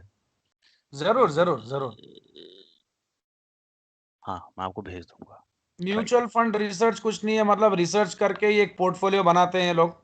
ठीक है ना? ये तो और वो, कॉमन चीज है। हाँ वो परसिस्ट करना चाहिए। हेड्स फंड भी हम्म। अपना रिसर्च करके करते हैं। Risk faced by heads funds क्या है? एक तो लिक्विडिटी रिस्क है, occurs when fund invest in illiquid assets, जहां पर वो राइट। लिक्विड में कन्वर्ट नहीं होते हैं। और हम्म। Liquidity is a function of size of the position and intrinsic liquidity of the instrument. यानी फंक्शन का मतलब क्या है? इनका कॉम्बिनेशन ही होता है लिक्विडिटी। यानी एक तो राइट आपका राइट राइट। पोजीशन कितना बड़ा है, और एक तो लाइक उसकी लिक्विडिटी का आप एक्सपेक्टेशन क्या कर रहे हो। ठीक। प्राइसिंग रिस्क होता है, जैसे derivatives, some of the assets can be very difficult to price. Correct, hmm. Derivatives का प्राइसिंग निकालना मुश्किल है क्योंकि डेली फ्लक्चुएट होता रहता है। Correct sir. Counterparty risk है, कोई भी मतलब अगर पैसा डुबा दिया तो।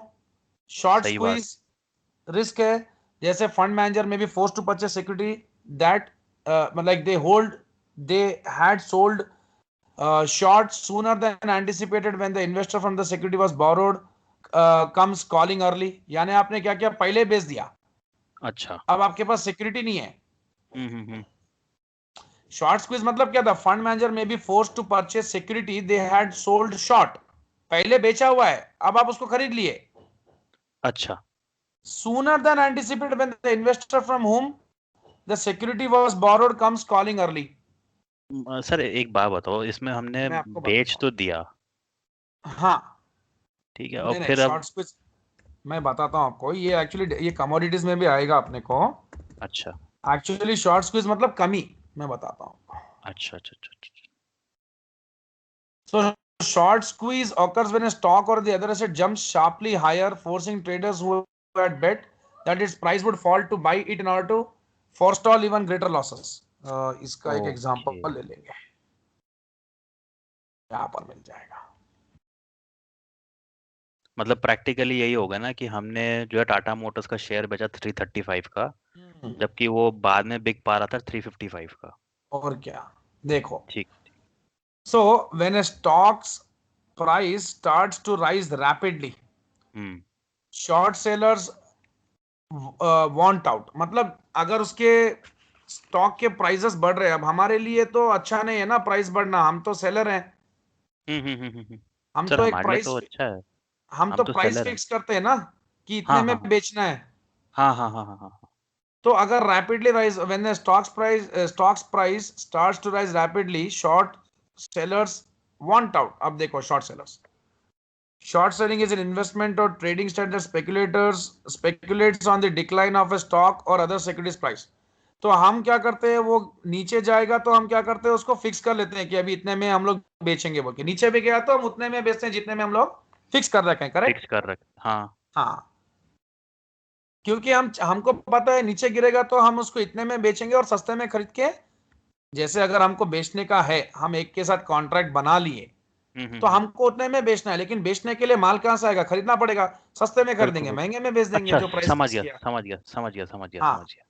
so when a समझ। stock price starts to rise rapidly, short hmm, sellers want out as they only profit when the stock goes down। They बिल्कुल can बिल्कुल। face theoretically unlimited losses when share prices rise। Their pain, however, can be a short squeezer's gain। Right right right. समझ गया तो समझ गया। आप मतलब आपका जो आप चाहते हो गिरना और वो बढ़ हम्म। रहा है, तो आपके लिए क्या है, लॉस हो रहा है, लेकिन दूसरे के लिए वो क्या हो जाता है, गेन हो जाता है। गेन हो जाता है। अब जैसे, बिफोर यू अंडरस्टैंड, अब एक छोटा एग्जांपल देख लेते हैं। हाँ suppose that company C like has borrowed on margin, company C was borrowed on margin by trader who then sold। अच्छा, इस कंपनी के स्टॉक ले लिया उसने हाँ हाँ। मार्जिन पे, who then sold one short। ये मेरे को लग रहा है 100 शेयर्स होगा सर। वही बोल रहा हूँ, 100 शेयर्स हैं और 25, ठीक है ना। हाँ क्या है ठीक है। आज इतने सारे मिस्टेक ये वेबसाइट्स में दिखते हैं। मैं अभी वही सोचा, वो भी इन्वेस्टोपीडिया में है, तो हम एमबीए के दौरान भी यूज करते थे। वही बोल रहा हूँ, ये मतलब मेरे को लग रहा है कोविड इनको भी खा गया है। हाँ।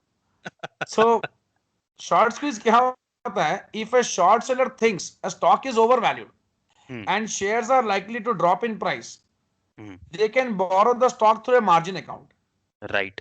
मतलब शॉर्ट शॉर्ट सेलर बोलता है कि मेरा जो स्टॉक है उसकी वैल्यू अच्छी है और वो बाद में ड्रॉप करेगी, तो वो बोरो कर सकता है मार्जिन अकाउंट पे, and the short seller will then sell the stock and hold on to the proceeds in the margin account as collateral. हाँ। Eventually, the seller will have to buy back shares.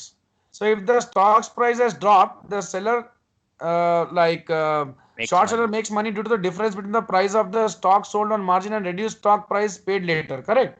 Correct sir. So, however, if the price goes up, the buyback price could rise beyond the original sale price, and the short हाँ seller will have to sell it quickly to avoid even greater losses। हाँ। तो क्या बोल समझ। रहा है, अगर price ऊपर जाता है तो बाई बैक प्राइस, यानी जितने में उसको बाई करने का है वो हम्म। भी बढ़ेगा ना। बिल्कुल सर। तो जितना उसको प्रॉफिट हो सकता था उतना नहीं हो पाया उसको। हाँ, लॉस हो गया करेक्ट हो बल्कि। रहा। बिल्कुल सर। हाँ, तो शॉर्ट स्क्वीज मतलब मेरे को ऐसा लग रहा है कि शॉर्ट स्क्वीज मतलब अपने पास स्टॉक्स की कमी है, मतलब वो प्राइस पे सर वो होता है ना, जैसे कि हम लोग, जैसे कि मैं अगर डेरिवेटिव में जल्दी जल्दी में लगा लिया बेचना हूँ। है, जल्दी जल्दी में बेचना हाँ है। हाँ हाँ हाँ।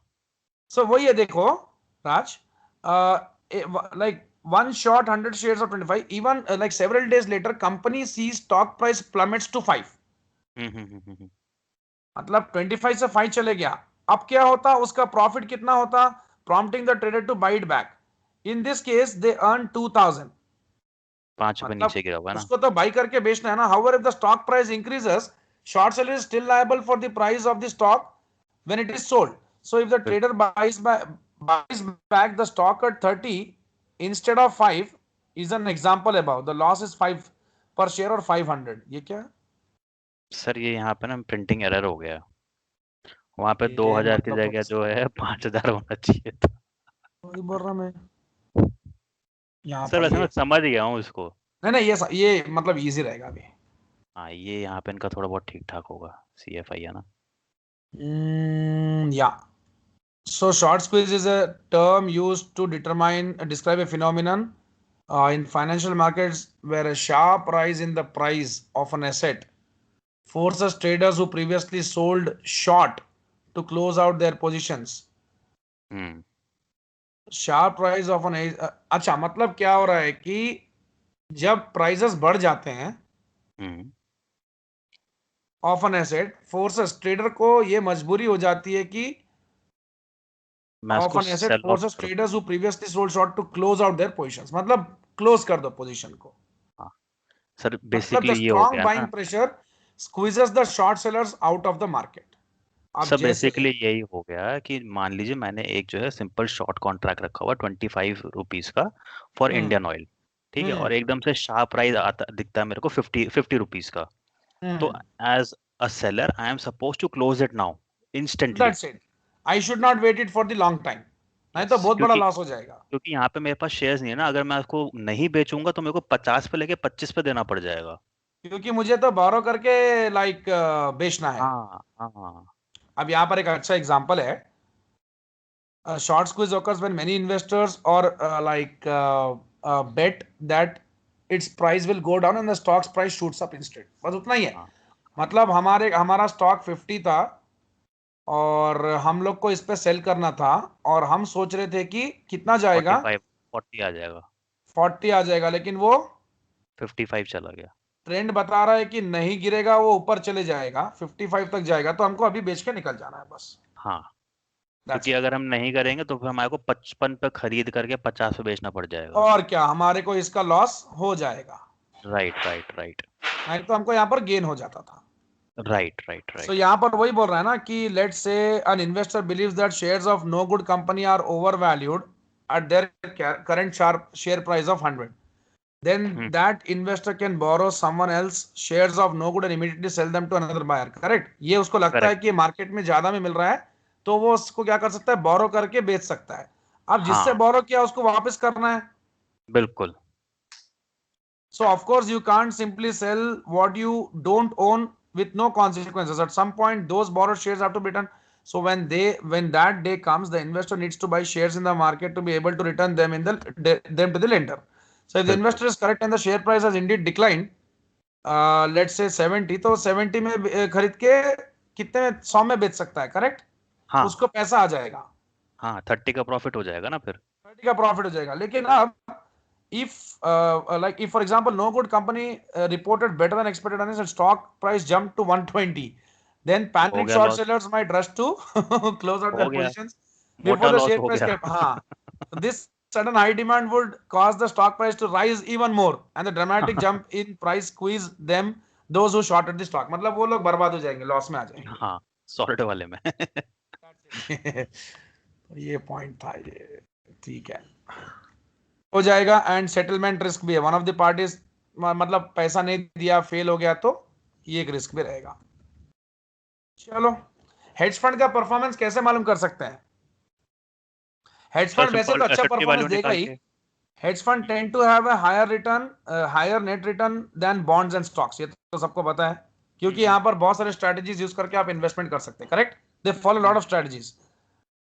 Lower volatility of returns compare to equities, correct? At least equity से तो फंड अच्छा ही करेगा यस क्योंकि डाइवर्सिफाइड है।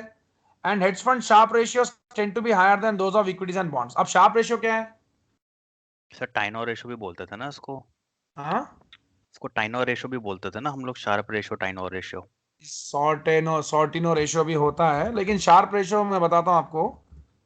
शार्प रेशियो मतलब आपको जो रिटर्न एक्सपेक्ट कर रहे हो आप, हाँ मैं यहीं से अपॉन बता आर रहा हूँ, एफ जरूरत नहीं है, मेरे जरूरत ख्याल। नहीं है।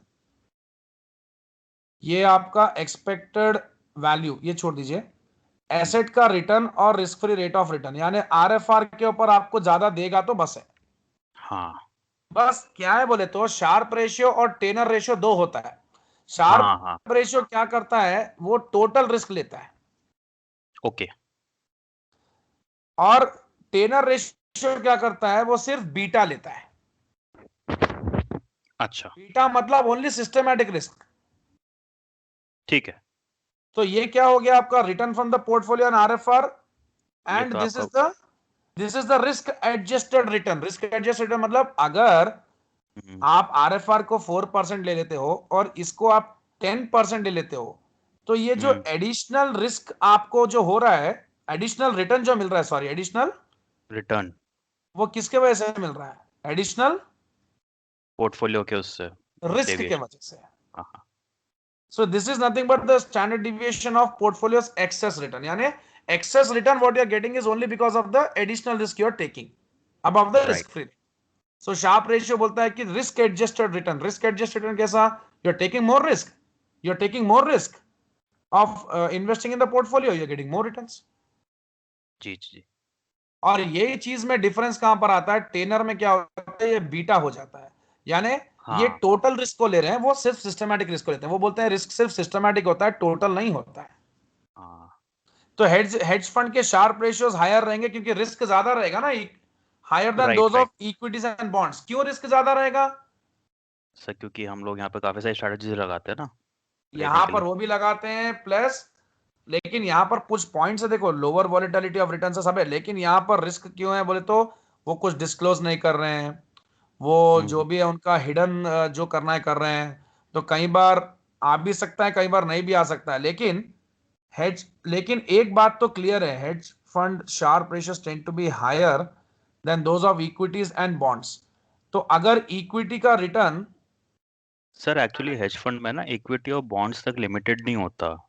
देखो क्योंकि आप, मेरी नॉलेज में जो हेड फंड्स है ना, they don't go only for equity and bonds, they also नहीं गो वो फॉर तो लैंड। बहुत कुछ लेते हैं, वो डेरिवेटिव्स भी लेते हैं, वो बॉन्ड्स भी लेते हैं, वो रियल एस्टेट में भी इन्वेस्टमेंट करते हैं, वो तो बहुत जगह फायदा, करेंसी फॉरेक्स में भी करते हैं। ये बिल्कुल चीज तो मैं बिल्कुल। प्रूव कर रहा हूं, देखो। हाँ। शार्प रेशियो आपका क्या है, return from the portfolio minus the R F. RFR divided by आपका standard deviation of the portfolio. Sigma होगी, हाँ। अब अगर return from the stock, return from the portfolio, अब इसका क्या है, कोई डेटा होगा तो हम देख सकते हैं, क्योंकि रिटर्न फ्रॉम द पोर्टफोलियो हम कितना बोले। 20% बोल लीजिए। हाँ, आज की डेट लेकिन में स्टॉक के स्टैंडर्ड है। रिटर्न्स तो ज्यादा ही आते हैं ना, रिटर्न इसके स्टॉक रिटर्न के से। रिटर्न तो ज्यादा ही आ रहे हैं, यस। हाँ, तो लाइक मैं हेड्ज फंड का शार्प रेशियो निकाल लेता हूँ, काम खत्म कर देते हैं। हाँ हाँ।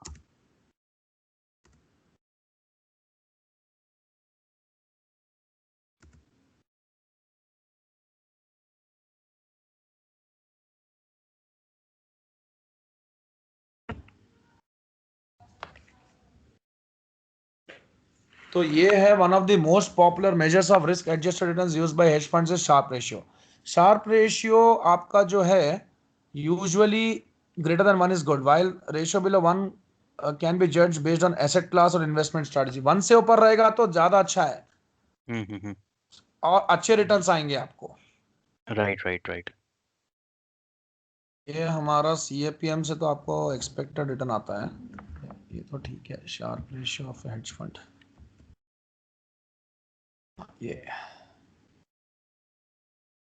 सर, इसमें सेम ही आ जाए, ये ले लो, हाँ ये ले लो। इसमें देख लेते हैं।